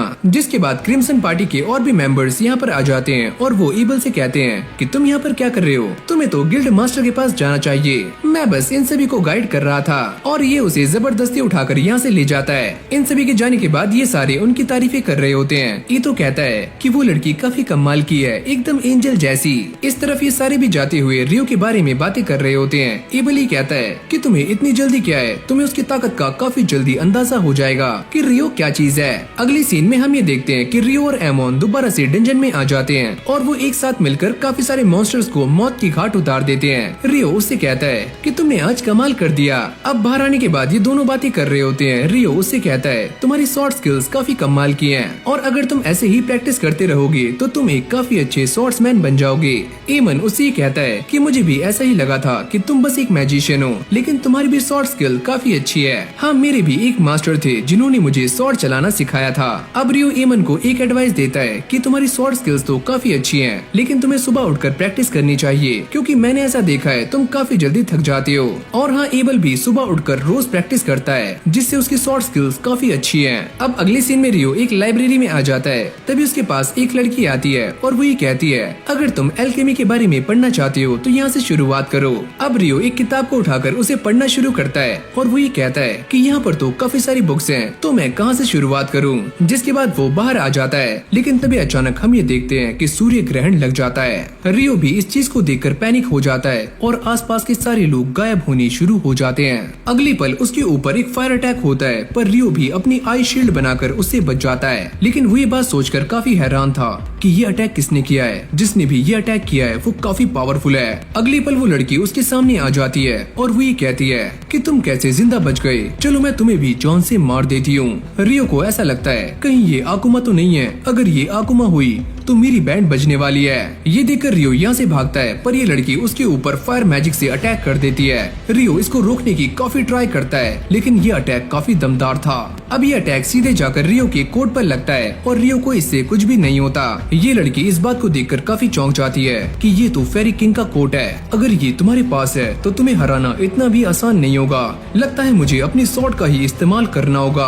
अब ये दोनों ही अपनी स्वॉर्ड्स निकालकर एक दूसरे से फाइट करना शुरू कर देते हैं और एक दूसरे को काफी कड़ी टक्कर दे रहे होते हैं। अब ये लड़की पीछे होकर रियो के ऊपर अटैक करने का ट्राई करती है, पर रियो इससे बाल बाल बच जाता है और वो भी अपनी मैजिक का इस्तेमाल करके इसके ऊपर काफी सारे आइस से अटैक करता है। पर इस लड़की की स्पीड के सामने ये अटैक भी फीका पड़ जाता है। रियो को ये बात समझ नहीं आ रही होती कि वो इन अटैक से डॉज कैसे कर रही है। वो ये सोचता है कहीं ये विंड मैजिक का इस्तेमाल तो नहीं कर रही है। तभी अचानक से वो रियो के पास आकर उस पर ताबड़तोड़ अटैक्स करना शुरू करती है, लेकिन इस बार वो उसका कुछ भी बिगाड़ नहीं पाती। रियो भी इस बात को समझ जाता है अगर मैं ऐसे ही इसके सामने डटा रहा तो ये मुझे हरा नहीं सकती। अब ये लड़की गुस्से में आकर रियो के ऊपर फायर अटैक करने वाली होती है, पर रियो भी अपने मैजिक का इस्तेमाल करके उसके इस अटैक को रोक लेता है, जिसको देखकर इसकी सुलगनी शुरू हो जाती है। आखिरकार तुम हो कौन और तुम इतनी जल्दी कास्टिंग कैसे कर रहे हो? अगर तुम एक मॉन्स्टर हो तो मुझे तुम्हें जान से मारना होगा। जिसके बाद इन दोनों की फाइट दोबारा से शुरू हो जाती है, लेकिन इस बार ये फाइट देखते ही देखते काफी इंटेंस हो रही होती है। रियो उसके ऊपर अपने आइस मैजिक से अटैक करता है, लेकिन इस बार वो अपने फायर मैजिक के आगे सारी की सारी आइस को पिघला देती है। तभी वो अपने सामने एक शील्ड को क्रिएट करती है ताकि वो रियो के अटैक से बच पाए, लेकिन रियो उसके ऊपर से अटैक करता है जिससे वो इंजर्ड भी हो जाती है। चलो फिर इस फाइट को यहीं पर खत्म करते हैं और वो इसे मारने के लिए आगे आ रहा होता है, लेकिन ये लड़की उसके अटैक को बड़ी आराम से रोक लेती है और साथ में अपनी चोट को भी बड़ी जल्दी हील कर लेती है। अब वो रियो को काफी दूर फेंक कर मारती है और उसको ऐसा लगता है कि वो इस फाइट को जीत चुकी है। पर अगली पल हम ये देखते हैं कि उसके ऊपर रेन होनी शुरू हो जाती है और जैसे ही ये बारिश की बूंदें उसके ऊपर गिरती हैं, तब ये बात सामने आती है कि ये एक एसिड रेन है। अब रियो भी उससे लड़ने के लिए दोबारा से खड़ा हो जाता है, लेकिन जैसे ही ये सूर्य ग्रहण हटता है वो लड़की रियो से कहती है, मुझे माफ करना, मेरे जाने का टाइम हो चुका है, चुपचाप यहाँ से निकल जाओ वरना मैं तुम्हें जान से मार दूंगा। लेकिन वो जाने से पहले अपने आप को इंट्रोड्यूस करती है और वो ये कहती है कि मेरा नाम है यूरेका और तुम आज मुझसे बच गए। मैं इस बात को जानता हूँ कि तुम एक आकुमा हो। ये सुनते ही यूरेका काफी शॉक्ड हो जाती है। तुम सच में हमारे बारे में जानते हो, यानी कि आकुमा के बारे में? ये तो काफी इंटरेस्टिंग है। चलो फिर तुमसे किसी और दिन मिलते हैं, लेकिन मैं तुमसे मिलना नहीं चाहता। वो ये कहती है तुम्हें मुझसे मिलना ही होगा, लेकिन ऐसा भी हो सकता है कि मेरे जैसे यहाँ पर और आए, पर तुम उनसे बचकर रहना क्योंकि तुम्हें बस मैं ही मारने वाली हूँ। ये बोलने के बाद वो यहाँ से गायब हो जाती है। अब रियो इस बात को सोचता है अगर मेरे पास ये कोट नहीं होता तो ऐसा भी हो सकता था कि वो अटैक मेरी बॉडी के आर पार हो जाता, लेकिन वो इन सारी बातों को भुलाकर अपने बैंक में आ जाता है पैसों को विड्रॉल करवाने के लिए। पर वो ये देखकर काफी शॉक्ड हो जाता है कि उसके बैंक में काफी सारे पैसे हैं। चलो कुछ टाइम के लिए मेरे पास पैसा ही पैसा है। और जब वो अपने रूम में आता है वो ये देखता है कि उसके रूममेट्स यहाँ पर नहीं है। चलो मैं एक काम करता हूँ, दोबारा से बुक स्टोर चला जाता हूँ। पर तभी अचानक वो ये देखता है कि नीचे कुछ बंदे उसके साथियों को बुरी तरह से मार रहे हैं। निल्स उसे कहता है कि ये बंदा वही है, यानी कि रूम 1 का डैन। ओह तो ये वही है जिसके बारे में तुम बातें कर रहे थे। जैसे ही डैन उसे मारने के लिए आगे आता है तो रियो अपनी स्वॉर्ड को उसके पेट में घुसा देता है, जिससे वो नीचे गिर जाता है। अगले सीन में सारे अपनी थकान को मिटाने के लिए गर्म बात ले रहे होते हैं। ईतो अपने हीलिंग मैजिक का इस्तेमाल करके रियो की इस चोट को हील कर देता है। वो ये कहता है अगर ये अटैक तुम्हारे दिल पर लगता तो तुम मारे भी जा सकते थे। वैसे उसने वो अटैक मेरे दिल पर ही किया था, लेकिन मैंने उसे डॉज कर लिया। ये सारे उससे पूछते हैं आखिरकार तुम्हारी फाइट हो किससे रही थी? अरे यार सही टाइम आने पर मैं तुम्हें सारा कुछ बता दूंगा, अभी बस चिल करो। अब अगले सीन में रियो के सारे दोस्त दोबारा से उसी डंजन में आ जाते हैं जहाँ पर वो गॉब्लिन्स और गॉब्लिन आर्चर्स से फाइट कर रहे होते हैं। काफी मेहनत करने के बाद ये सारे उन्हें हरा तो देते हैं, लेकिन इससे वो भी इंजर्ड हो जाते हैं। पर ईतो के पास हीलिंग मैजिक की पावर है जिससे वो सभी को हील कर देता है। निल्स कहता है कि आगे इस डंजन में काफी खतरा हो सकता है, तो चलो बाहर चलते हैं। जिसके बाद ये सारे इस डंजन से बाहर आ जाते हैं। पर तभी हम ये देखते हैं कि डंजन के अंदर एक काफी खतरनाक मॉन्स्टर है जिसने बहुत सारे एडवेंचरर्स को मौत की घाट उतार दिया है। इस तरफ रियो प्रैक्टिस करने के लिए बाहर आया हुआ होता है। वो ये सोचता है कल रात जो मेरे साथ हुआ वो काफी अजीब था और उस आकुमा की पावर्स काफी ज्यादा है, यहाँ तक कि उसकी फिजिकल स्पीड भी मुझसे काफी गुना ज्यादा है। रियो इस बात को लेकर भी थोड़ा सा चिंता में होता है कि शायद से वो आकुमा अपनी स्पीड को बढ़ाने के लिए विंड मैजिक का इस्तेमाल कर रही थी और मुझे भी कुछ ऐसा ही ट्राई करना होगा जिससे कि मैं वाटर मैजिक का इस्तेमाल करते हुए पहले से अपनी स्पीड को काफी गुना बढ़ा सकूं। अब कुछ देर सोचने के बाद रियो के दिमाग में एक आइडिया आता है जिससे कि वो नीचे की जमीन को पूरी तरह से बर्फ के अंदर कन्वर्ट कर देता है और अपने वाटर जेट का इस्तेमाल करते हुए इसके ऊपर अपनी स्पीड को बढ़ाने की काफी कोशिशें कर रहा होता है, लेकिन वो इसमें भी नाकाम हो जाता है। फिर हमें लाइब्रेरी का सीन दिखाया जाता है जहाँ पर लिन रियो के बारे में इंफॉर्मेशन गैदर कर रही होती है कि रियो कैसे मैजिक करता है, पर उसे यहाँ पर कोई भी इंफॉर्मेशन नहीं मिलती और वो ये सोचती है कि ईबल ने मुझसे कहा था कि रियो आसमान में काफी बड़े मैजिक क्रिस्टल बना सकता है, लेकिन मुझे तो ऐसा कुछ भी नहीं मिला। जिसके बाद वो ये सोचती है कि ऐसा भी हो सकता है कि रियो ओरिजिनल स्पेल्स का इस्तेमाल कर रहा है जैसे कि इन्फर्नो मैजिशियन करता है। जिसके बाद सारा भी यहाँ पर आ जाती है। लिन उससे कहती है तुम्हें देखकर काफी अच्छा लगा। वो सारा को ये बताती है कि वो लाइब्रेरी में किसी चीज को ढूंढ रही है जो कि उसे अभी तक नहीं मिली। वो ये पूछती है कि तुम तो एक क्वेस्ट के लिए गई हुई थी और शायद से आज ही आई हो, क्यों है ना सारा? हाँ मैं आज ही आई हूँ। इस तरफ ये सारे के सारे लोग नीना के सामने आ गए थे और उसे ये बताते हैं कि डंजन की 5th लेयर में उन्हें गॉब्लिन्स और गॉब्लिन आर्चर्स मिले थे। इन मैजिक स्टोन्स को अच्छे से ऑब्जर्व करने के बाद नीना भी ये समझ जाती है कि सारे लोग सच बोल रहे हैं। जिसके बाद वो जल्दी से भागकर गिल्ड मास्टर ह्यूग के पास जाती है और उन्हें सारी बातें बता देती है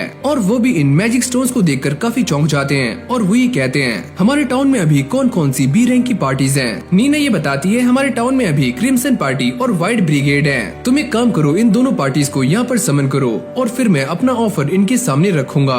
अगली सीन में हम ये देखते हैं कि ये सारे ह्यूग के सामने पहुँच जाते हैं। ह्यूग उनसे कहते हैं नीना से बात करने के बाद तुम्हें सारी की सारी इन्फॉर्मेशन तो पहले ही मिल चुकी होगी। साथ ही में वो इन सारे एडवेंचरर्स को ये बताते हैं कि डंजन की 5th लेयर में काफी सारे गॉब्लिन्स देखे गए हैं। एबल उनसे ये पूछता है आप इस बात को लेकर कितने श्योर हो। वो ये कहते हैं मैं इस बात को लेकर पूरी तरह से श्योर हूँ क्योंकि जो एडवेंचरर्स डंजन के अंदर गए थे वो वहाँ से गॉब्लिन्स के मैजिक स्टोन लेकर यहाँ पर आए हुए हैं। व्हाइट ब्रिगेड का लीडर उनसे ये पूछता है तो आप हमसे क्या चाहते हो। मैं तुम सभी से ये चाहता हूँ कि तुम सारे डंजन के अंदर जाकर ये पता करो कि दोबारा से ग्रेट टाइटल वॉर होने वाली है क्योंकि डंजन के अंदर मॉन्स्टर्स की संख्या काफी तेजी से बढ़ती जा रही है। साथ ही में वो ये कहते हैं कि पिछली बार द ग्रेट टाइटल वॉर 10 साल पहले हुई थी और अब भी ऐसा हो सकता है कि दोबारा से वो हो और इस काम को करने के लिए ह्यूग उन्हें 100 गोल्डन कॉइंस देते हैं और ये कहते हैं कि बाकी के 200 मैं तुम्हें काम खत्म होने के बाद दूंगा। एबल उनसे ये पूछता है क्या आप हमसे बस यही चाहते हो कि हम वहाँ पर जाकर उस चीज को वेरीफाई करें। मैं बस यही जानना चाहता हूँ द ग्रेट टाइटल वॉर दोबारा से कब होगी और हम उसके लिए तैयारियां भी कर सकते हैं। और मैंने लॉर्ड को ये सारी बातें पहले ही बता दी हैं। ये सारी बातें सुनने के बाद ये दोनों पार्टीज भी इस क्वेस्ट को एक्सेप्ट कर लेती हैं। फिर हम रियो को देखते हैं जो कि नॉर्थ साइड की लाइब्रेरी में जाने की बात कर रहा होता है। कीटो उससे कहता है अगर तुम वहाँ जाना चाहते हो तो तुम्हारा डी रैंक का एडवेंचरर होना काफी जरूरी है। ईमन उनसे कहता है मैंने तो यहाँ तक भी सुना है कि वहाँ पर फोरबिडन टेक्स्ट भी एग्जिस्ट करते हैं। ये सुनने के बाद रियो काफी खुश हो जाता है और वो यहाँ से निकल जाता है। इस लाइब्रेरी में आने के बाद रियो उन बुक्स को ढूंढना शुरू करता है जिसके अंदर एल्केमी और आकुमा के बारे में लिखा हुआ है। जब वो यहाँ पर इन बुक्स को ढूंढ रहा होता है तभी उसकी नजर सारा से मिल जाती है और ये दोनों एक दूसरे को काफी गौर से देख रहे होते हैं क्योंकि ये पहले भी मिल चुके हैं। यहाँ पर क्रिम्सन और व्हाइट ब्रिगेड दोनों ही पार्टीज डंजन के गेट पर पहुँच चुकी होती है और वो ये नोटिस करते हैं कि यहाँ पर काफी सारे सी रैंक के एडवेंचरर्स भी हैं जो कि उनका साथ देने के लिए यहाँ पर आए हुए हैं। जैसे ह्यूग इस गेट को खोलने वाले होते हैं पर एबल उन्हें रोक देता है और वो ये कहता है पता नहीं क्यों मुझे ऐसा लग रहा है कि कुछ काफी बुरा होने वाला है। अब लिन अपने मैजिक का इस्तेमाल करके ये पता लगाती है कि डंजन के अंदर के हालात कैसे हैं और वो ये देखती है कि यहाँ पर काफी सारे गॉब्लिन्स हैं जो कि बाहर आने के लिए एकदम तैयार हैं। ये सुनने के बाद सारे लोग इस बात को समझ जाते हैं कि ग्रेट टाइटल वॉर दोबारा से होने वाली है। ह्यूग सभी से कहते हैं कि सारे लोग तैयार हो जाओ, यहाँ पर वॉर कभी भी हो सकती है। गिल्ड के अंदर भी एक नोटिस लगा हुआ होता है कि डंजन कुछ टाइम के लिए बंद है लेकिन तभी यहाँ पर एक एडवेंचरर भागते हुए आता है और वो ये कहता है कि द ग्रेट टाइटल वॉर कभी भी हो सकती है तो चलो हमें जाना होगा। लेकिन भाई यहाँ पर रियो और सारा के बीच में अलग ही बातें चल रही होती हैं और ये दोनों ही एक दूसरे को अपना इंट्रोडक्शन दे रहे होते हैं। रियो उससे कहता है कि तुम मुझे जानती हो, वैसे मेरा नाम है रियो और मैं एक एडवेंचरर हूँ। जब मैंने तुम्हें पहली बार देखा था तो मैं ये समझ गई थी कि तुम एक एडवेंचरर हो। जब वो रियो से ये पूछती है कि वो लाइब्रेरी में क्या कर रहा है तो वो ये कहता है कि मैं तो बस यहाँ पर एल्केमी के बारे में जानने के लिए आया था ताकि मैं एक गोलम को समन कर सकूं। ये सुनने के बाद सारा थोड़ी सी हैरान हो जाती है और वो ये कहती है कि सच में तुम एक गोलम को समन करना चाहती हो, तुम्हारे इरादे तो सच में काफी बड़े हैं। अब वो इसे लेकर अपने साथ जा रही होती है जहाँ पर उसे गोलम के बारे में काफी नॉलेज मिल सकती है। साथ ही में वो ये कहती है कि मैं भी एक एडवेंचरर हूँ और मेरी पार्टी का नाम है विंड। और इस तरफ हम ये देखते हैं कि सारे के सारे एडवेंचरर्स इन्हीं दरवाजों को देख रहे होते हैं जहाँ से मॉन्स्टर्स बाहर आने वाले हैं, लेकिन ये सारे के सारे दरवाजे बंद कर दिए गए हैं। पर तभी अचानक यहाँ का दरवाजा टूट जाता है और काफी सारे गॉब्लिन्स और गॉब्लिन आर्चरर्स यहाँ पर आ जाते हैं जो कि दिखने में काफी खतरनाक लग रहे होते हैं। एडवेंचरर्स ने भी अपना मोर्चा संभाल लिया होता है और वो अपने मैजिक अटैक का इस्तेमाल करके और साथ ही में तीरों का इस्तेमाल करके इन सारे के सारे गॉब्लिन्स को ठिकाने लगा रहे होते हैं। लेकिन अब भी ये तादाद में काफी ज्यादा हैं। लेकिन भाई गॉब्लिन्स भी रुकने वाले नहीं थे, वो भी अपने तीरों का इस्तेमाल करके काफी सारे एडवेंचरर्स को घायल कर देते हैं। ये फाइट देखते ही देखते काफी इंटेंस हो रही होती है और ये दोनों ही एक दूसरे को काफी कड़ी टक्कर दे रहे होते हैं। इतना ज्यादा लड़ने के बाद ये सारे एडवेंचरर्स काफी थक जाते हैं और साथ में इनके सप्लाईज भी खत्म हो जाते हैं। लो रैंक के एडवेंचरर्स सप्लाईज को फुलफिल करने में इनकी हेल्प कर रहे होते हैं। अब इन सभी को लड़ते हुए सुबह से शाम हो जाती है और काफी सारे लो रैंक के गॉब्लिन्स मारे जाते हैं। अब ये दोनों ही पार्टीज वॉल से नीचे आ जाती हैं और बचे हुए गॉब्लिन्स को मारना शुरू कर देती हैं क्योंकि ये सारे इस बात को काफी अच्छे से जानते हैं कि थोड़ी देर में यहाँ पर गॉब्लिन्स का जर्नल आने वाला है जो कि दीवारें तोड़कर काफी आसानी से टाउन में जा सकता है। पर इन सभी की ये देखकर काफी फट जाती है कि इनके सामने एक नहीं बल्कि 3 गॉब्लिन जर्नल्स हैं। ये सारे इस बात को भी काफी अच्छे से जानते हैं कि कि अब एक गॉब्लिन किंग भी यहाँ पर आने वाला है। एबल इन सभी से कहता है कि तुम सारे फाइट करने के लिए तैयार हो जाओ, हम दोनों मिलकर एक एक गॉब्लिन जर्नल को हराने वाले हैं और तुम दोनों मिलकर किसी एक को। जिसके बाद ये सारे इन गॉब्लिन जर्नल से फाइट करना शुरू कर देते हैं और यहाँ तक कि इनके ऊपर भारी भी पड़ रहे होते हैं। एबल ये नोटिस करता है कि डंजन के अंदर से उनके ऊपर एक अटैक होने वाला है और वो इन सभी को पहले ही वार्न कर देता है, तुम सारे चौकन्ने हो जाओ। अगले पल हम ये देखते हैं कि डंजन के अंदर से एक काफी खतरनाक विंड अटैक बाहर की तरफ आता है जिसे ये सारे डॉच कर लेते हैं। पर इस अटैक की पावर इतनी ज्यादा होती है कि तीनों ही गॉब्लिन जर्नल्स मारे जाते हैं। इनके सामने अब गॉब्लिन्स का किंग आ चुका था जो कि दिखने में काफी बड़ा और काफी खतरनाक था। जिसके बाद इन सभी के बीच में फाइट स्टार्ट हो जाती है। एबल और फेल्प मिलकर इसका सामना कर रहे होते हैं। एबल अपनी टेक्निक का इस्तेमाल करते हुए अपनी स्वॉर्ड को इसके पेट में घुसा देता है। फेल्प ये कहता है कि इससे भी ये नहीं मरा, मैं भी ये जानता था कि इस अटैक से इसे कुछ भी नहीं होगा। लिन क्या तुम तैयार हो? लिन जो कि काफी टाइम से एक मैजिक स्पेल को कास्ट कर रही होती है, वो अपने विंड मैजिक का इस्तेमाल करते हुए इस गॉब्लिन किंग के ऊपर एक जोरदार अटैक करती है जिससे उसकी बॉडी में छेद हो जाते हैं और ये छेदी सिंह बन जाता है और मारा जाता है। जिसके साथ ही ये ग्रेट टाइडल वॉर भी खत्म हो जाती है, जिसको देखकर ये सारे के सारे लोग काफी खुश हो रहे होते हैं क्योंकि इन सभी ने एक काफी महान काम किया है। अब एबल और फेल्प इस अटैक के बारे में बातें कर रहे होते हैं जो कि लिन ने किया था। फेल्प ये कहता है कि इस अटैक को करने में थोड़ा सा टाइम लगता है लेकिन तुम इसे हमारा स्पेशल अटैक भी समझ सकते हो जो कि काम कर गया। फिर हम रियो को देखते हैं जो दोबारा से गिल्ड में आ जाता है, पर वो ये देखकर काफी शॉक था कि सारे लोग यहाँ पर पार्टी कर रहे हैं और वो ये सोचता है कि यहाँ पर क्या हुआ। इस तरफ गिल्ड मास्टर काफी टेंशन में होते हैं, वहाँ पर सारे लोग पार्टी कर रहे होंगे पर मेरे पास काफी ज्यादा काम है। अब नील्स रियो को ये समझा रहा होता है ग्रेट टाइटल वॉर अब खत्म हो चुकी है, इसीलिए सारे लोग पार्टी कर रहे हैं तो तुम भी एंजॉय करो। ये सारे अब एबल की तारीफें कर रहे होते हैं। तभी एबल भी यहाँ पर आ जाता है। मैंने जिस स्किल का इस्तेमाल किया उसका नाम था परफेक्ट शैडो। तभी उसके बाकी साथी भी यहाँ पर आ जाते हैं यानी कि उसके पार्टी मेंबर्स, और रियो से बातें कर रहे होते हैं। वो ये पूछते हैं क्या तुम सच में आसमान में एक मैजिक वॉल बना सकते हो? रियो कहता है कि ये तो मेरे लिए काफी आसान है। अब अगली सीन में हम ये देखते हैं कि रियो के सारे दोस्त एकदम नल्ले हो जाते हैं क्योंकि डंजन 1 महीने के लिए बंद है और इन सभी को कोई भी जॉब नहीं मिल रही है। तभी रियो भी यहाँ पर आ जाता है। वो ये पूछते हैं क्या तुम भी यहाँ पर जॉब ढूंढने के लिए आए हो? अरे नहीं, ऐसा कुछ भी नहीं है, मैं तो बस एल्केमी की प्रैक्टिस करना चाहता हूँ। रियो जिस चीज को यहाँ पर लेने के लिए आता है वो चीज सच में काफी महंगी है। उसके दोस्त कहते हैं कि वो चीज 50 गोल्डन कॉइन्स में आती है, तुम सच में काफी अमीर हो। जिसके बाद रियो इन सभी को अपनी पार्टी में हायर कर लेता है। वो ये कहता है अगर तुम सारी मेरी हेल्प करोगे तो मैं तुम सभी को इंडिविजुअली 5-5 गोल्डन कॉइन्स दूंगा। ये सुनने के बाद सारे लोग काफी शॉक्ड हो जाते हैं। रियो उनसे कहता है कि जो भी ऑर्ब तुम यहाँ पर लेकर आओगे वो मैं तुमसे 25 गोल्डन कॉइन्स में खरीदने वाला हूँ। अच्छा ठीक है, हम सारे उन ऑर्ब्स को यहाँ पर लेकर आएंगे। तभी रियो को किसी के चिल्लाने की आवाज आती है और जैसे वो बाहर देखता है तो यहाँ पर कुछ नाइट्स एक लड़की को लेकर जा रहे होते हैं। ये लड़की तो काफी अच्छी है और हम रात में इसके साथ मजे भी करेंगे। तभी उसका साथी यहाँ पर आ जाता है जो कि इस लड़की को छुड़ाने की काफी कोशिशें करता है और एक नाइट को धक्का भी दे देता है जिससे उसे काफी गुस्सा आ जाता है। तुमने ये काफी बड़ी गलती कर दी है। लेकिन जैसे वो इस बंदे के ऊपर अटैक करने वाला होता है तभी वो अचानक से नीचे गिर जाता है। तुमने ये क्या किया? वो दोबारा से खड़े होने का ट्राई करता है लेकिन दोबारा से नीचे गिर जाता है। तुम ये क्या कर रहे हो? अबे ओए, मैंने कुछ भी नहीं किया। अब फेल्प भी यहाँ पर आ जाता है। तुम सारे यहाँ पर क्या कर रहे हो?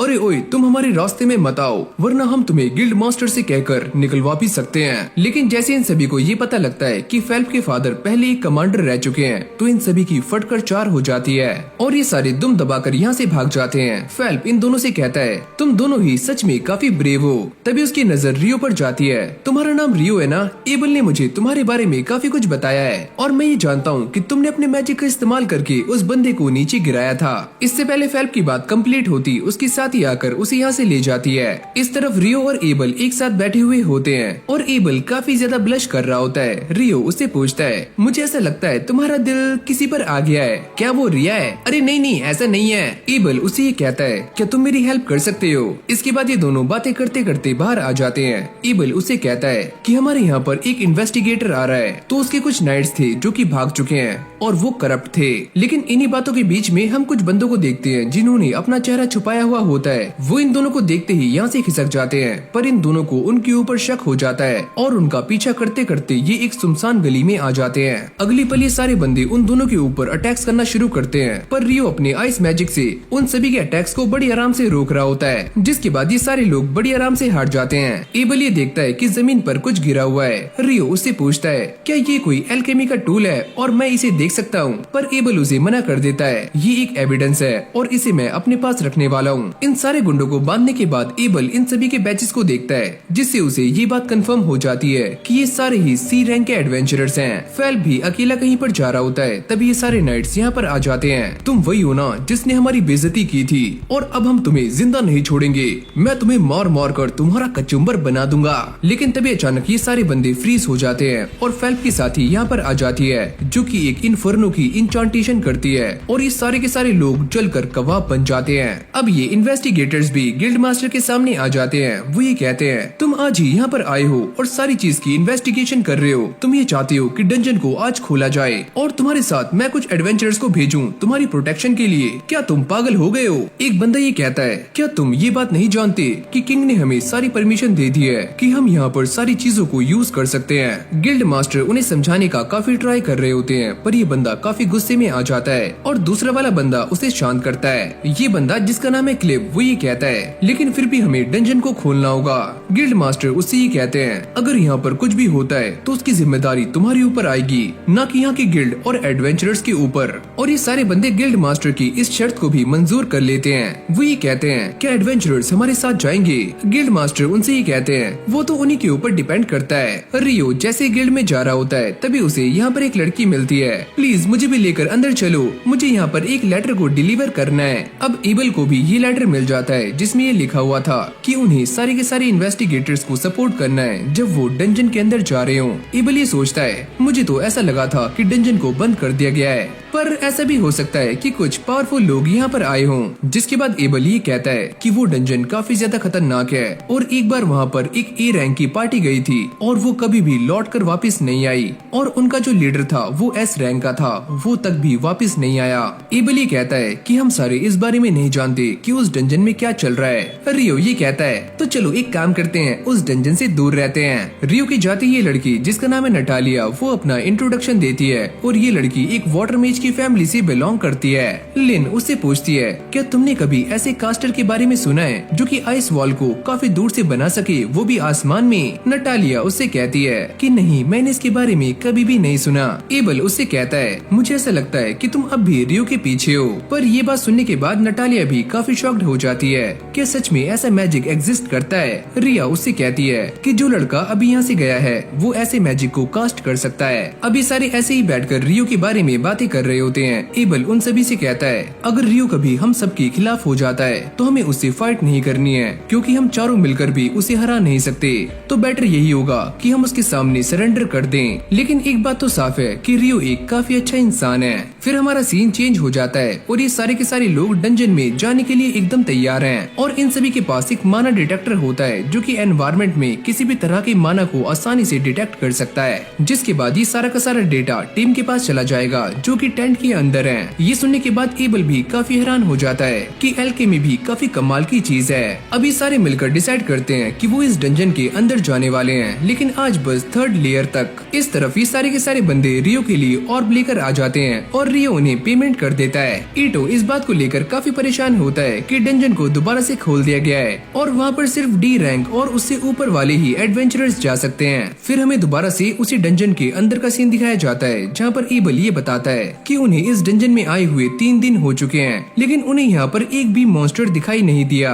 यहाँ तक कि वो 7 लेयर्स को पार कर चुके हैं और इन्वेस्टिगेशन टीम को भी अंदर कुछ भी महसूस नहीं हो रहा है। शायद हमें और भी अंदर जाना होगा। पर तभी अचानक वो अपने सामने कुछ बंदों को देखते हैं जो काफी जल्दी में होते हैं। रिया उन सभी को देखकर ये कहती है कि इन सभी को ऐसा लगता है कि जो मॉन्स्टर्स बाहर आए थे वो इस डंजन में काफी अंदर हैं। यहाँ तक कि ये सारे के सारे लोग रॉयल सेंट्रल से हैं। इस तरफ गिल्ड मास्टर इन सभी को ये बता रहे होते हैं कि जो ई और एफ रैंक के एडवेंचरर्स हैं वो डंजन में जा नहीं सकते, तो इसलिए उन सभी को कुछ और काम दिया जाएगा। वो ये कहते हैं वैसे भी हम दूसरी जगह से खाना इंपोर्ट कर रहे हैं और व्हाइट ब्रिगेड उन्हें सेफ्टी दे रही है, अगर तुम भी कुछ हेल्प करना चाहते हो तो तुम बता सकते हो। तभी रियो उनसे ये पूछता है कि उस वॉर के दौरान जिन मॉन्स्टर्स के मैजिक स्टोन को रिकवर किया गया था उनका कलर क्या था। तुम सच में काफी तेज हो। वैसे ग्रेट टाइटल वॉर के दौरान हमें जो मैजिक क्रिस्टल मिले हैं उनका कलर कुछ पेल जैसा था, यानी कि हल्का पीला। यहाँ तक कि गॉब्लिन और उसके जनरल के भी मैजिक स्टोन का कलर एकदम सेम था। अगली सीन में सारे डंजन में एक अजीब से गेट के सामने आ जाते हैं। इन सभी को ऐसा लगता है कि ये गेट उन्हें किसी और जगह से कनेक्ट कर रहा है और यहाँ पर काफी बड़ी गड़बड़ भी हो सकती है। जिसके बाद ये अपने सारे के सारे इक्विपमेंट्स को तैयार कर लेते हैं, पर जैसे ही ये सारे लोग अपना एक्सपेरिमेंट स्टार्ट करते हैं तो ये सारे कहीं और ही टेलीपोर्ट हो जाते हैं। यहाँ तक कि एबल और उसकी टीम भी टेलीपोर्ट हो चुके हैं। जैसे ही इस सभी के बारे में बाहर बैठी हुई टीम को पता लगता है तो वो भी काफी शॉक्ड हो जाते हैं और यहाँ पर नटालिया बैठी होती है। वो भी ये देखकर काफी हैरान थी कि डंजन के अंदर से सारे एडवेंचरर्स की रीडिंग गायब हो चुकी है।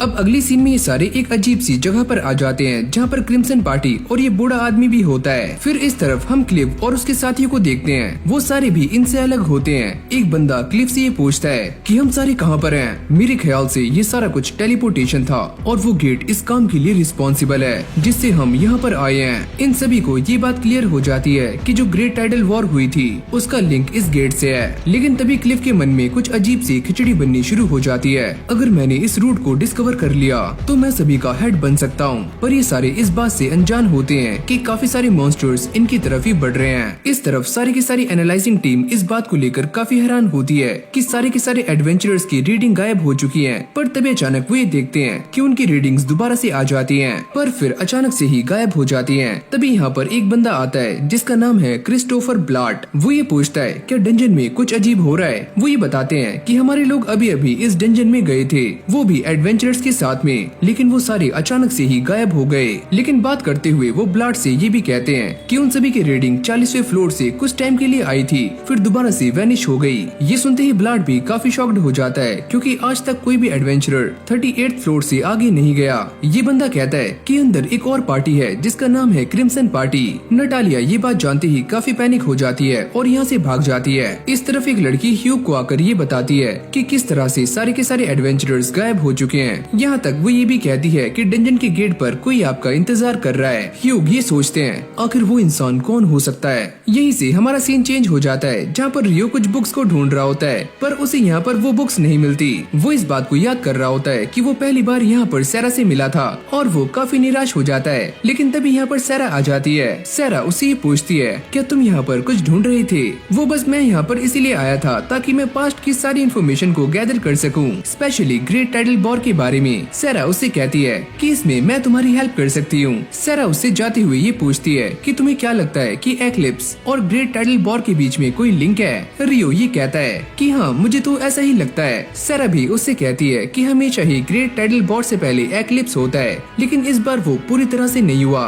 पर तुम ये सारा कुछ जानना क्यों चाहते हो? अरे बस ऐसे ही। क्या तुम मुझे मैजिक स्टोन्स के बारे में बता सकती हो? ये उसे सारी बातें बताना शुरू करती है। मैं ये भी जानना चाहता हूँ कि अभी अभी जो मॉन्स्टर्स मारे गए थे उन सभी के मैजिक स्टोन्स का कलर पेल था, ऐसा क्यों हुआ? सैरा उससे कहती है अगर ऐसी ही बात है तो वो सारे मॉन्स्टर्स अभी अभी ही स्पॉन किए गए होंगे, यानी कि रिसेंटली। अब रियो उससे ये कहता है कि मैंने ये बात आज से पहले कभी भी नहीं सुनी, कितने सारे गॉब्लिन्स एक साथ स्पॉन हो गए हों और साथ में उनके जनरल्स भी। सैरा भी उसे सारी की सारी इन्फॉर्मेशन दे रही होती है और ये दोनों ऐसे ही बातें कर रहे होते हैं। फिर हमें इस डंजन के अंदर का सीन दिखाया जाता है जहाँ पर ये बंदा कहता है मुझे ऐसा लगता है कि हम इस डंजन में किसी और जगह पर टेलीपोर्ट हो चुके हैं या फिर हम कहीं और हैं। पर वो ये देखते हैं कि उनके सारे के सारे डिवाइसेस सही तरीके से काम कर रहे हैं, यानी कि वो लोग हमारे लिए हेल्प भी भेज सकते हैं। पर जैसी रिया अपने आसपास के इलाके को देखती है तो वो ये कहती है कि ये बिल्कुल सेंचुरी स्क्वायर की तरह है, जो कि एक तरह का हाई रैंकिंग डिफेंसिव स्पेल है जिसे बस हाई रैंक के प्रीस्ट ही कास्ट कर सकते हैं। एबल कहता है यानी कि हम सारे एक ट्रैप के अंदर फंस चुके हैं। लिन अपने मैजिक का इस्तेमाल करके यहाँ के बारे में पता लगाओ, जिसके बाद वो अपने मैजिक को कास्ट करके ये पता लगाती है कि यहाँ से 500 मीटर दूर काफी सारे ह्यूमंस हैं, लगभग 1000। एबल ये समझ जाता है कि क्लिव और उसके साथी भी यहाँ पर आ चुके हैं। चलो उनकी तरफ चलते हैं। इस तरफ ह्यूग भी ब्लाड से मिल जाता है और वो ये बात सुनने के बाद काफी ज्यादा पैनिक हो जाता है कि सारे के सारे एडवेंचरर 40th फ्लोर से गायब हो चुके हैं और दोबारा से भी वहीं पर दिखाई दिए थे। ब्लाड ये कहता है कि हम भी वहाँ जाने का रिस्क नहीं ले सकते, वो जगह काफी खतरनाक है। अब अगली सीन में हम ये देखते हैं कि क्लिफ की टीम के ऊपर काफी सारे अटैक्स हो रहे होते हैं और वो इनसे बचने के लिए शील्ड का इस्तेमाल कर रहे होते हैं, पर काफी सारे लोग ऐसे हैं जो इनसे बच नहीं पाते। सामने से काफी सारे मॉन्स्टर्स उनकी तरफ आ रहे होते हैं। क्लिफ उनको देखकर ये कहता है कि ये सारे तो डेविल्स हैं। ये सारे उनसे फाइट करने का ट्राई कर रहे होते हैं, पर ये उनके सामने टिक नहीं पाते। तभी एबल और बाकी सब भी यहाँ पर आ जाते हैं। रिया उन सभी को देखकर काफी ज्यादा शॉक्ड हो जाती है और वो ये पहचान जाती है कि ये सारे डेविल्स हैं जो कि गॉड्स और एंजल्स के एनिमी हैं और ये काफी ज्यादा स्ट्रॉन्ग होते हैं। यहाँ तक कि मैजिक का भी इनके ऊपर कोई असर नहीं होता। अब ये सारे के सारे मैजिशियंस उन डेविल्स के ऊपर अटैक करने के लिए तैयार हो जाते हैं। रिया ये सारा कुछ देखकर काफी हैरान हो जाती है क्योंकि उसे ऐसा लगा था कि इन डेविल्स के ऊपर मैजिक का कोई भी असर नहीं होता, लेकिन अब तो वो सारे मर रहे हैं। ये बूढ़ा आदमी जिसका नाम है आर्थर वो ये कहता है कि हमेशा ही ऐसा पॉसिबल नहीं होता। जिसके बाद ये सारे मैजिशियंस उनको दोबारा से मारना शुरू कर देते हैं, लेकिन ये सारे इस बात को लेकर काफी चिंता में होते हैं क्योंकि वो डेविल्स काफी ज्यादा हैं और इनका माना भी काफी जल्दी खत्म हो सकता है। पर तभी अचानक हम ये देखते हैं कि उन सभी के पीछे एक और डेविल है जो कि इन सभी का बॉस है। आर्थर ये कहता है हमारी सारी पावर्स खत्म होती जा रही हैं। एबल ये कहता है तुम सारे पीछे हट जाओ, अब हमारी बारी है। ये बोलते ही सारे के सारे बंदे उन डीमंस पर अटैक्स करना शुरू कर देते हैं और वॉरेन उन सभी का रास्ता साफ कर रहा होता है। एबल उन सभी को मारने के लिए अपनी स्वॉर्ड का इस्तेमाल करता है और ये सारे भी काफी मेहनत कर रहे होते हैं। डेविल्स भी उन सभी के ऊपर अटैक करते हैं, पर वॉरेन उनके सारे अटैक्स को आराम से ब्लॉक कर रहा होता है। जिसके बाद ये सारे मिलकर दोबारा से डेविल्स को मारना शुरू कर देते हैं और उनकी खटिया खड़ी कर देते हैं। ये फाइट ऐसे ही काफी इंटेंस होनी शुरू हो जाती है, पर तभी अचानक हम ये देखते हैं कि लिन का माना खत्म हो जाता है, यानी कि अब वो फाइट नहीं कर सकती। पर अब भी उनके सामने 6 डेविल्स बचे हुए होते हैं। रिया एबल से कहती है मुझे ऐसा लगता है जो डेविल इन सभी के पीछे है वो इनका प्रिंस है, क्योंकि इसकी दोनों ही आंखें अलग अलग कलर्स की होती हैं। एबल भी ये सोचता है कि शायद से ये वही डीमन लॉर्ड है जो कि अभी तक अवेकन नहीं हुआ। अब एबल उस डीमन लॉर्ड को देखकर काफी गुस्से में आ जाता है। वो ये कहता है कि मैं उस प्रिंस को छोड़कर बाकी के डेविल्स को मारने के लिए जा रहा हूँ। ये बोलते ही एबल उन्हें मारने के लिए आगे पहुँच जाता है, पर तभी अचानक हम ये देखते हैं कि ये डेविल प्रिंस इन दोनों के ऊपर अटैक कर देता है और उन्हें पीछे कर देता है। अब वो अचानक से एबल के सामने आ जाता है और उसके ऊपर भी एक जोरदार अटैक करता है, लेकिन एबल इससे बाल बाल बचता है। ये तो सच में काफी स्ट्रॉन्ग है और काफी फास्ट भी। क्लिफ के साथी भी इस डेविल को हराने का काफी ट्राई करते हैं, पर इस डेविल को कुछ भी नहीं होता, यहाँ तक कि वो टस से मस भी नहीं होता। बाकी डेविल्स इन सभी के ऊपर दोबारा से हमले करना शुरू करते हैं, जिससे सारे लोग काफी डर जाते हैं और साथ में उनकी शील्ड भी टूटनी शुरू हो जाती है। जैसे ही प्रिंस एबल के ऊपर अटैक करने के लिए आगे आता है तो एबल भी अपनी शॉर्ट स्किल 0 टर्न का इस्तेमाल करता है, पर ये प्रिंस उससे काफी आराम से बच जाता है। और जैसे ये डेविल एबल को मारने वाला होता है तभी अचानक यहाँ पर एक जोरदार पत्थर गिरता है जिसके ऊपर रियो होता है। एबल उसको देखकर ही कहता है रियो तुम यहाँ पर क्या कर रहे हो? वैसे मैं यहाँ पर तुम्हें बचाने के लिए आया हूँ, अगर इस डेविल को मैं मार दूँ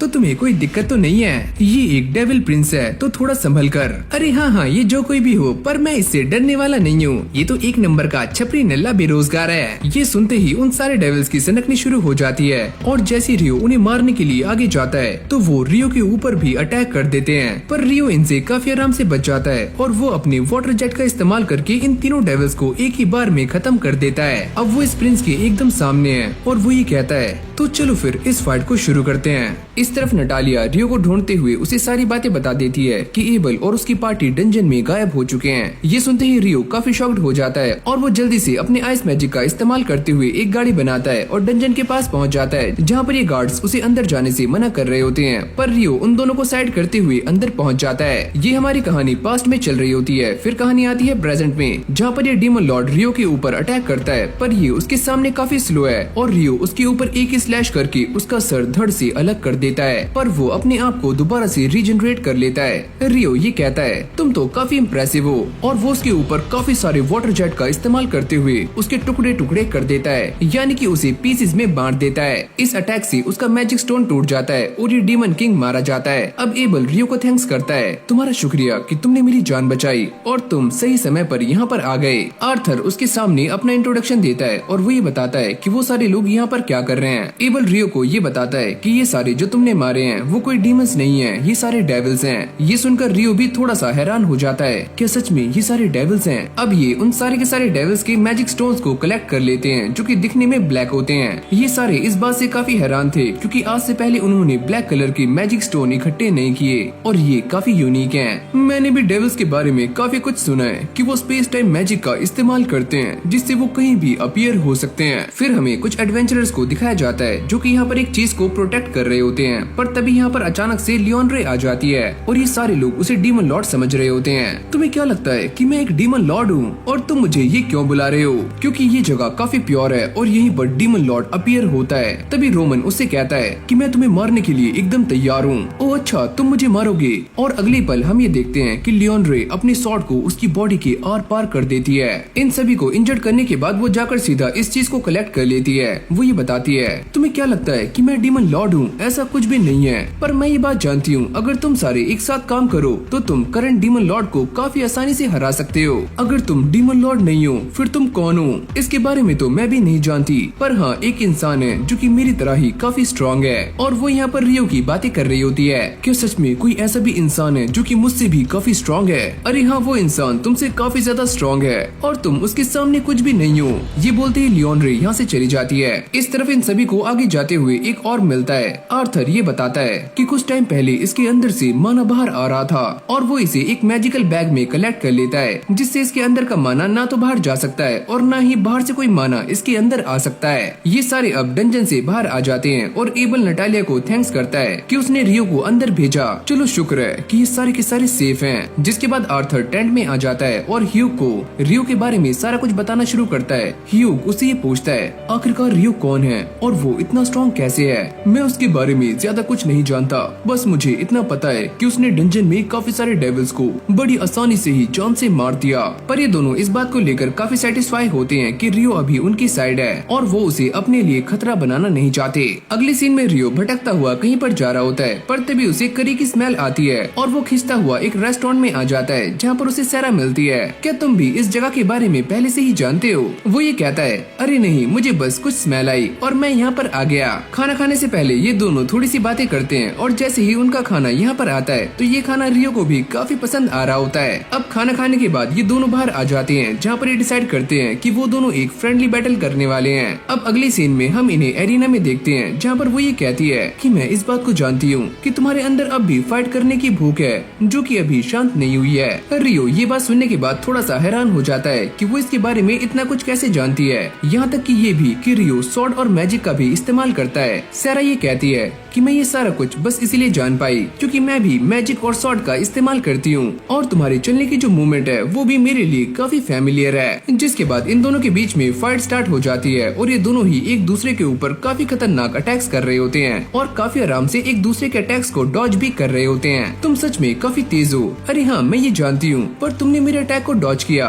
ये काफी बड़ी बात है क्योंकि आज से पहले कोई भी नाइट मेरे अटैक को डॉज नहीं कर पाया। वो और भी ज्यादा सीरियस होकर रियो पर अटैक्स करना शुरू करती है और रियो भी उसके सारे अटैक्स को बड़ी आराम से डॉज कर रहा होता है, लेकिन आखिरकार वो रियो को हरा देती है और अब वो रियो के गले लग जाती है। तुम तो सच में काफी अमेजिंग हो। ये उसे काफी इम्प्रेस भी हो रही होती है। रियो उसे बताता है कि मैंने बस वही किया जो कि मेरे मेंटोर ने मुझे बताया था। वैसे तुम्हारे मेंटोर कौन है? वो है फेरी किंग। ये सुनते ही वो थोड़ी सी शॉक्ड हो जाती है। क्या सच में? ये दोनों ऐसे ही बातें कर रहे होते हैं तभी अचानक से यहाँ पर एक मेड आ जाती है। वो ये कहती है कि आपकी ट्रेनिंग का टाइम हो चुका है और सैरा यहाँ से चली जाती है, पर जाने से पहले वो ये कहती है कि ये इंसान काफी इम्पोर्टेंट है तो इसे सही सलामत घर छोड़ देना। अब उसके घर जाने के लिए कैरेज एकदम रेडी हो चुका है, पर जैसे ही वो इसके अंदर जाता है तो यहाँ पर पहले से ही ह्यूग बैठे हुए होते हैं। वो ये कहते हैं कि मुझे आर्थर ने तुम्हारे बारे में सारा कुछ पहले ही बता दिया है कि तुमने उन सभी की हेल्प कैसे की और जिस तरह से तुम अंदर गए थे वो पनिशेबल है और तुम्हें इसके लिए पनिशमेंट मिलने वाली है।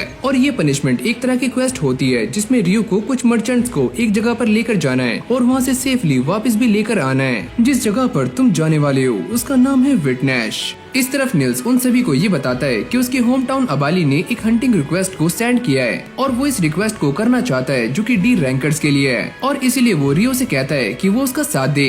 रियो उसकी इस बात को मानने के लिए रेडी हो जाता है क्योंकि उसका सामना स्केलेटन से होने वाला है और इसके लिए वो काफी खुश है। जैसे निल्स ये सारी बातें आकर ह्यूग को बताता है तो वो भी इस चीज के लिए मना कर देते हैं। क्या तुम इस बारे में नहीं जानते कि ये रिक्वेस्ट कहाँ से आई है? और इससे पहले भी 2 पार्टीज वहाँ पर गई थी, एक डी रैंक पार्टी और एक ई रैंक पार्टी, पर ये दोनों ही इस मिशन को कर नहीं पाए। पर कुछ टाइम के बाद वो इस चीज के लिए मान जाते हैं। अब अगली सीन में हम ये देखते हैं कि ये सारे उस जगह पर पहुँच चुके हैं। निल्स उन सभी को लेकर मेयर के पास आ जाता है जो कि उसे देखकर काफी खुश होते हैं। वो ये पूछते हैं, अरे ओए ये तीनों कौन है? ये तीनों ही मेरे दोस्त हैं और मेरी पार्टी के मेंबर्स। एक का नाम है ईटो, एमोन और ये है रियो। ये सारे एक साथ बैठ जाते हैं और मेयर को ये बताते हैं कि वो सारे यहाँ पर क्यों आए हैं। मेयर उन्हें सारा कुछ बताना शुरू करते हैं कि पहले उन्होंने स्केलेटन को कहाँ पर स्पॉट किया था और ये फाइट कैसे स्टार्ट हुई और कैसे उन्होंने इस रिक्वेस्ट को डाला। इससे पहले भी जो पार्टीज यहाँ पर आई थी उन्होंने काफी खून खराबा किया है, तो इसीलिए गाँव के लोग न्यू पार्टीज को सपोर्ट नहीं करते।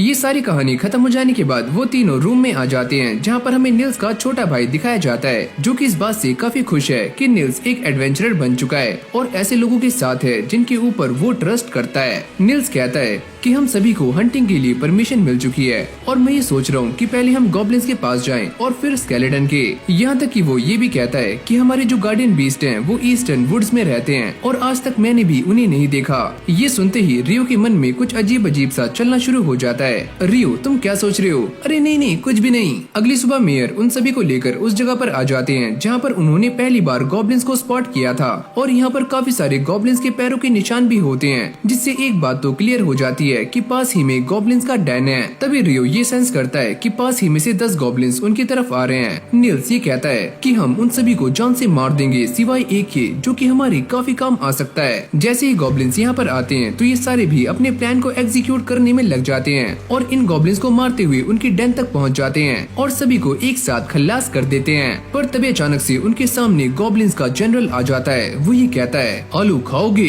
लेकिन तभी रियो अपने मैजिक का इस्तेमाल करते हुए इस जनरल को नीचे गिरा देता है। अब इसका मैजिक स्टोन लेने के बाद ये सारे दोबारा से गांव में आ जाते हैं जहाँ पर मेयर उन सभी को एक लेडी से मिलवाते हैं जो कि इस विलेज की एडवाइजर है जिनका नाम है मिस्ट्रेस नासू। वो इन सभी को अपने साथ चलने के लिए कहती है। रियो को ऐसा लगता है कि ये सारे गार्डियन बीस्ट से मिलने के लिए जा रहे हैं। जब ये सारे वहाँ के लिए जा रहे होते हैं वो ये नोटिस करते हैं कि नासू के पास अर्थ मदर गॉडेस का एक पेंडेंट है। वो ये बताती है कि मैं हीलिंग मैजिक का इस्तेमाल करती हूँ और जैसे तुम सारे इंचांटेशन का इस्तेमाल करते हो किसी भी स्पेल को कास्ट करने के लिए, पर हम ऐसा नहीं करते। जिसके बाद ये सारे गार्डियन बीस्ट की केव के बाहर आ जाते हैं और जैसे वो बाहर आता है तो ये सारे इस बात को देखकर काफी शॉक्ड हो जाते हैं कि वो एक फेंड्रिर है। ये गार्डियन बीस्ट रियो को देखते हुए उससे ये कहता है कि मेरा नाम है कुशिन, तुम्हारा नाम क्या है? नासू भी ये चीज देखकर काफी शॉक्ड हो जाती है कि पहले गार्डियन बीस्ट ने अपना नाम बताया, वो भी रियो को।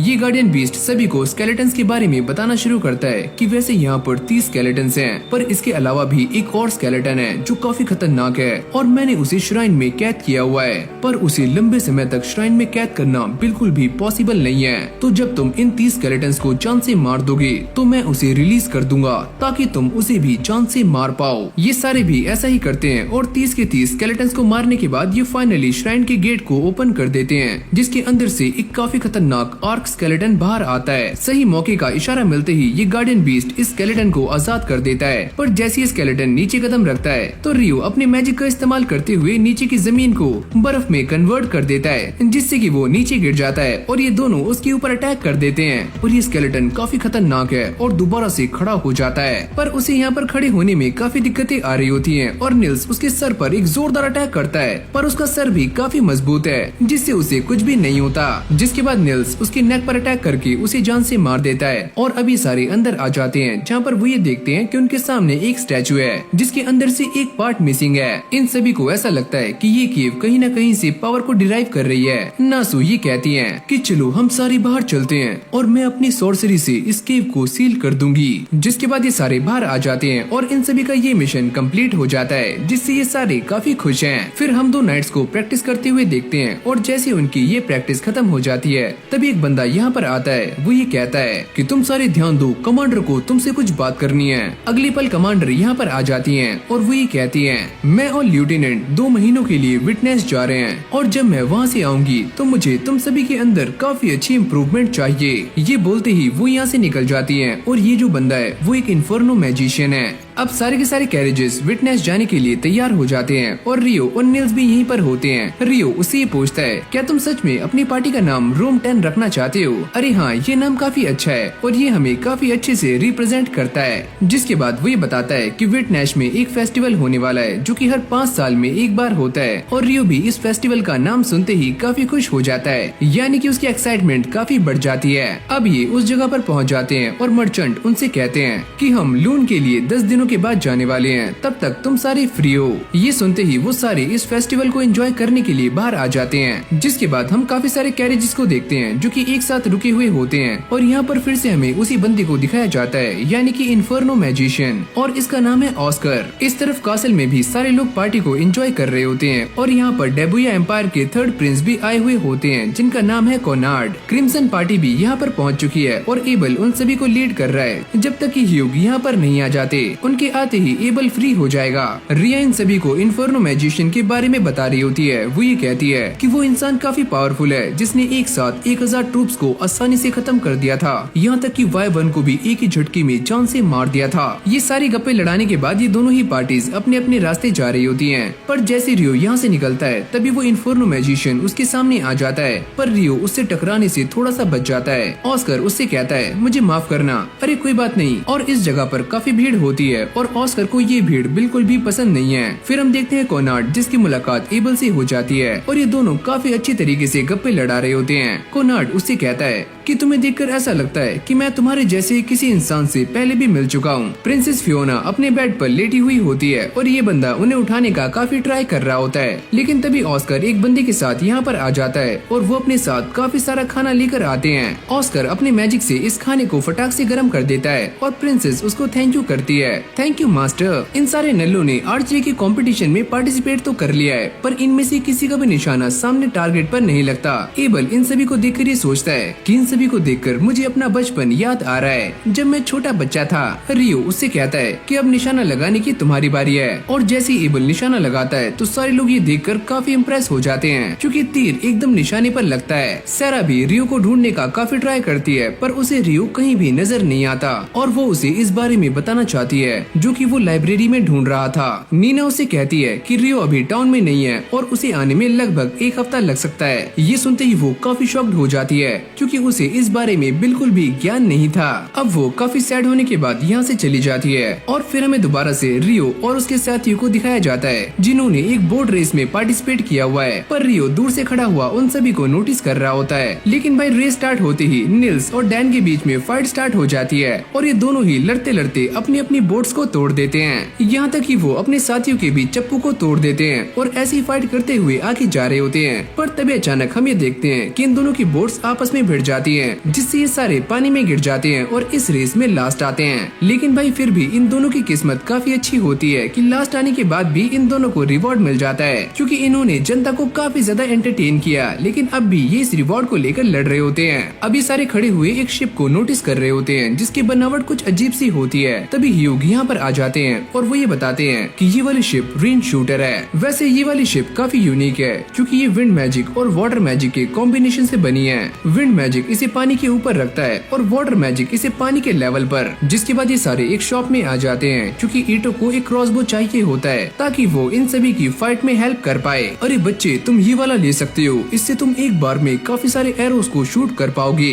और ईटो को ये वाला क्रॉसबो काफी ज्यादा पसंद आता है। जिसके बाद हम 2 सस्पिशियस बंदों को बात करते हुए सुनते हैं और वो ये कहते हैं कि सारा कुछ हमारे प्लान के हिसाब से चल रहा है। दूसरा बंदा ये कहता है, तुम पहले मुझे ये बताओ कि फेस्टिवल से कौन कौन लोग वापस जा चुके हैं। यहाँ से ह्यूग वापस जा चुके हैं और उनका प्रॉक्सी एबल अब भी यहाँ पर है। तुम इसके बारे में चिंता मत करो, हम सारा कुछ अपने प्लान के हिसाब से एग्जीक्यूट करने वाले हैं। ये दोनों अब भी कासल में गप्पे लड़ा रहे होते हैं। तभी कोनार्ड की छोटी बहन यहाँ पर आ जाती है, यानी कि फियोना, और कोनार्ड उसे एबल से इंट्रोड्यूस करवाता है और उसे ये बताता है कि ये इंसान इंसान काफी अच्छा है। इसका नाम है एबल और ये एक बी रैंक का एडवेंचरर है। जिसके बाद हम ये देखते हैं कि ये पूरा कासल एक प्रोटेक्टिव शील्ड से सिक्योर किया गया है। एबल ये सोचता है कि मेरी स्वॉर्ड कहाँ पर है। चलो छोड़ो, ये कासल काफी सिक्योर है और लगता है मुझे उसकी जरूरत नहीं पड़ेगी। पर तभी अचानक इसकी वायर में कुछ दिक्कतें आनी शुरू हो जाती हैं, जिससे ये प्रोटेक्टिव लेयर यहाँ से गायब हो जाती है। फिर हमें ऑस्कर का एक पास्ट दिखाया जाता है जब वो एक छोटा सा बच्चा था और सभी की हेल्प किया करता था।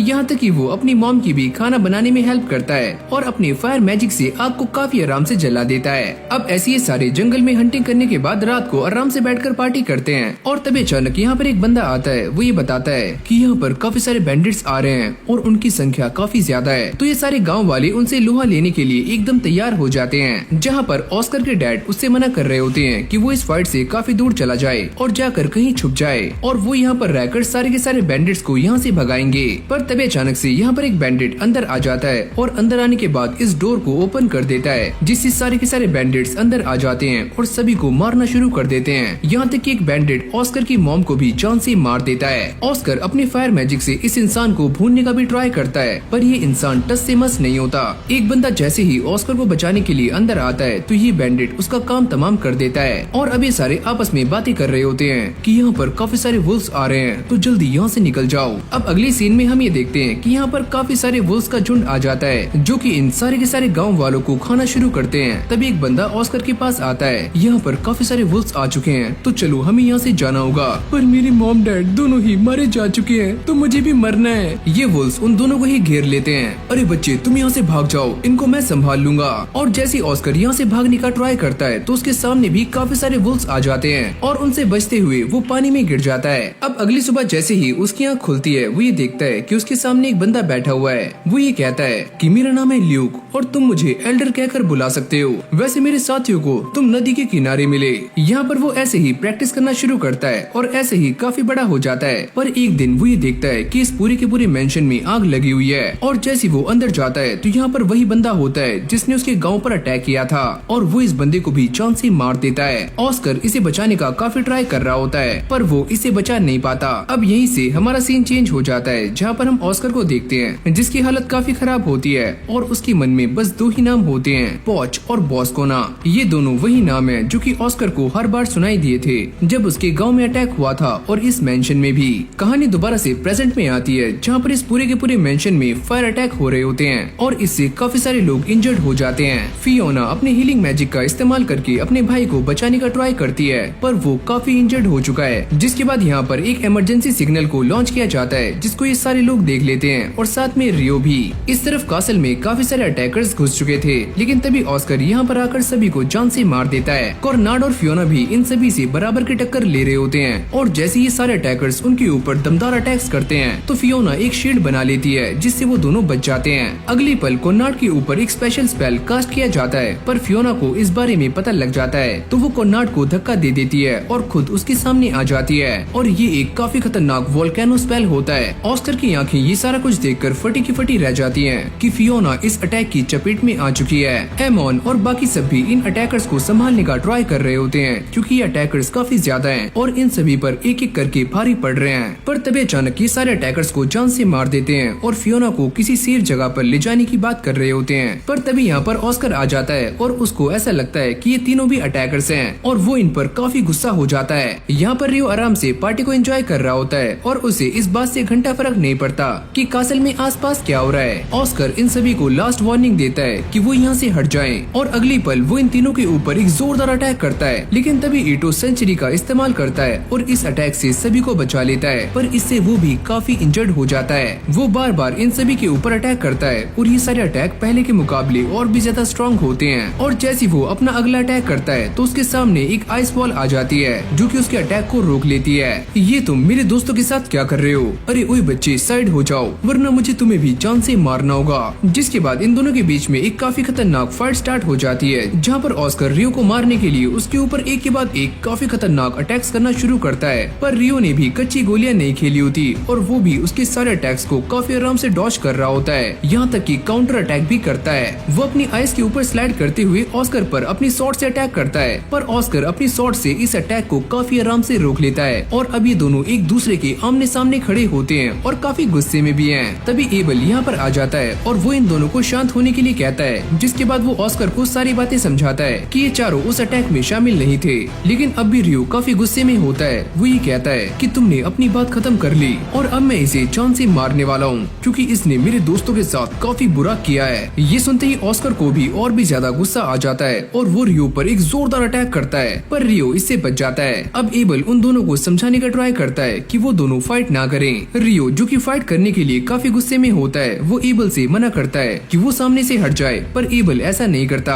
जिसके बाद रियो अपना अटैक कर देता है, जिसको वो बीच में ही रोक लेता है। वो एबल से ये पूछता है कि तुम सामने से क्यों नहीं हटे, क्योंकि मैं ये नहीं चाहता कि तुम्हारी वजह से वॉर हो, तो प्लीज इस फाइट को यहीं पर रोक दो। ये सुनते ही ऑस्कर भी अपनी स्वॉर्ड को दोबारा से म्यान में रख लेता है। अब यहीं से हमारा सीन चेंज हो जाता है, जहाँ पर ये सारे लोग एकदम सही हो चुके हैं और तभी एबल यहाँ पर आ जाता है। वो ये बताता है कि मैंने प्रिंस और प्रिंसेस को सारी बातें बता दी हैं और हाँ भाई, ऑस्कर ने इन तीनों से माफी भी मांग ली है। जो सुनकर इन तीनों को चैन की सांस आती है, क्योंकि इन तीनों को ऐसा लग रहा था कि उन्हें पनिशमेंट मिलने वाली है, जैसे कि उन्होंने काम किया है। अब ये सारे यहाँ से निकल जाते हैं और जाते हुए बातें कर रहे होते हैं कि हमारी एस्कॉर्ट जॉब पूरी हो चुकी है। रियो ये कहता है कि अभी हमारी जॉब पूरी नहीं हुई जब तक कि हम सही सलामत घर वापस नहीं लौट जाते। सैरा जो कि अब भी रियो के बारे में ही सोच रही होती है और उसे ऐसा लगता है कि मैं ये सारा कुछ क्यों सोच रही हूँ। जिसके बाद वो दोबारा से उस करी शॉप में आ जाती है, जहाँ पर उसके सामने रियो बैठा हुआ होता है और वो उसे देखकर काफी खुश हो जाती है और उससे काफी सारी बातें करना शुरू कर देती है। अब वो उसे लेकर लाइब्रेरी के एक ऐसे हिस्से में आ जाती है जहाँ पर जाने के लिए कम से कम बी रैंक का होना जरूरी है और वो ये कहती है कि मैंने तुम्हारे लिए एक काफी इम्पोर्टेंट इन्फॉर्मेशन निकाली है। रियो इस बुक के सारे नोट्स को आराम से कॉपी कर लेता है। वो ये कहती है कि वो यहाँ पर लॉर्ड के लिए काम करती है, तो इसलिए उसकी सारी की सारी एंट्री फीस माफ है। ये सुनते ही रियो भी थोड़ा सा हैरान हो जाता है, क्या सच में लॉर्ड के लिए? अब ये दोनों इस स्पेल को डिकोड करने के बारे में बातें कर रहे होते हैं, जो कि बस ट्रांसक्राइबिंग से ही हो सकता है। क्या मुझे इससे ये पूछना चाहिए कि ये कितने साल की है? और तभी सैरा उसे बताती है कि वो 200 सालों की हो चुकी है। क्या तुम्हें ये बात अजीब लगी? अरे नहीं, ऐसा कुछ भी नहीं है, तुम अब भी काफी प्रीटी हो। जिसके बाद ये दोनों ट्रांसक्राइबर के पास आ जाते हैं, जहाँ पर उनकी मुलाकात एबल से होती है और वो ये कहता है कि तुम दोनों एक साथ क्या कर रहे हो? वैसे ये मेरे टीचर हैं और हाँ, ये मेरा स्टूडेंट। एबल के जाते ही सैरा उससे कहती है कि तुम मुझे अपना दोस्त मानते हो ना, तो चलो ये कहो कि हम दोनों फ्रेंड्स हैं। अरे हाँ, हम दोनों फ्रेंड्स हैं। ये सुनते ही सैरा काफी खुश हो जाती है। अब रियो एबल से बात करने के लिए उसके पास आ जाता है और वो ये बताता है कि मैं भी ये सोच रहा हूँ कि मैं एक अलग घर में रहूँ जो काफी बड़ा हो और उसके अंदर यार्ड भी काफी बड़ा हो, ताकि मैं अपने सारे के सारे एक्सपेरिमेंट्स काफी अच्छे से कर पाऊँ। और सच में रियो के पास काफी मोटा पैसा है, क्योंकि उसने Y1 के मैजिक स्टोन्स को बेचा था, जिससे अब उसके पास बजट की कोई भी कमी नहीं है। एबल उससे कहता है तो मैं तुम्हारी हेल्प कर सकता हूँ। वो इसे लेकर एक प्रॉपर्टी एक्सपर्ट के पास आ जाता है, जो कि पहले रियो को कोई भी घर देने से साफ मना कर रहा होता है। जब एबल उसे बताता है कि रियो कौन है, तो वो इसे प्रॉपर्टी देने के लिए मान जाता है। अब अगली सीन में सारे प्रॉपर्टी देखने के लिए शहर से थोड़ा दूर आ जाते हैं और रियो इस प्रॉपर्टी को काफी अच्छे से चेक करता है और ये एक काफी बड़ा फार्म हाउस है, जो कि रियो को बहुत अच्छा लगता है। वैसे बच्चे, इस घर की कॉस्ट 5 करोड़ फ्लोरिन्स है। अरे हाँ, कोई चक्कर नहीं। वैसे तुम आलू खाओगे? गॉड भी इस बात को काफी अच्छे से जानते हैं कि रियो और ऑस्कर के बीच में ऑलरेडी कॉन्फ्लिक्ट हो चुका है और आगे चलकर ये कॉन्फ्लिक्ट और भी ज्यादा खतरनाक हो सकता है। यहाँ तक कि वो ये भी कहते हैं कि जो सेफ और पीसफुल लाइफ रियो को चाहिए थी, वो उससे काफी दूर है। लेकिन भाई सच में ये वाली एनिमे काफी ज्यादा इंटरेस्टिंग थी और आगे चलकर इस एनिमे के अंदर और भी ज्यादा मजा आने वाला है, जहाँ पर हम रियो और ऑस्कर को दोबारा से आमने सामने देख सकते हैं। और अगर इन दोनों की फाइट दोबारा से हुई तो फाइट का लेवल काफी ज्यादा इंसेन होने वाला है। और इस एनिमे का सीजन 1 अब यहीं पर एंड हो जाता है। एंड आई होप कि आपको ये वीडियो काफी अच्छी लगी होगी। अगर आपको ये वाली वीडियो अच्छी लगी हो तो वीडियो को लाइक करके चैनल को सब्सक्राइब करना मत भूलना। बाकी मैं मिलता हूँ आपसे एक और न्यू फ्रेश वीडियो के साथ। तब तक के लिए कीप वॉचिंग एनीसोल।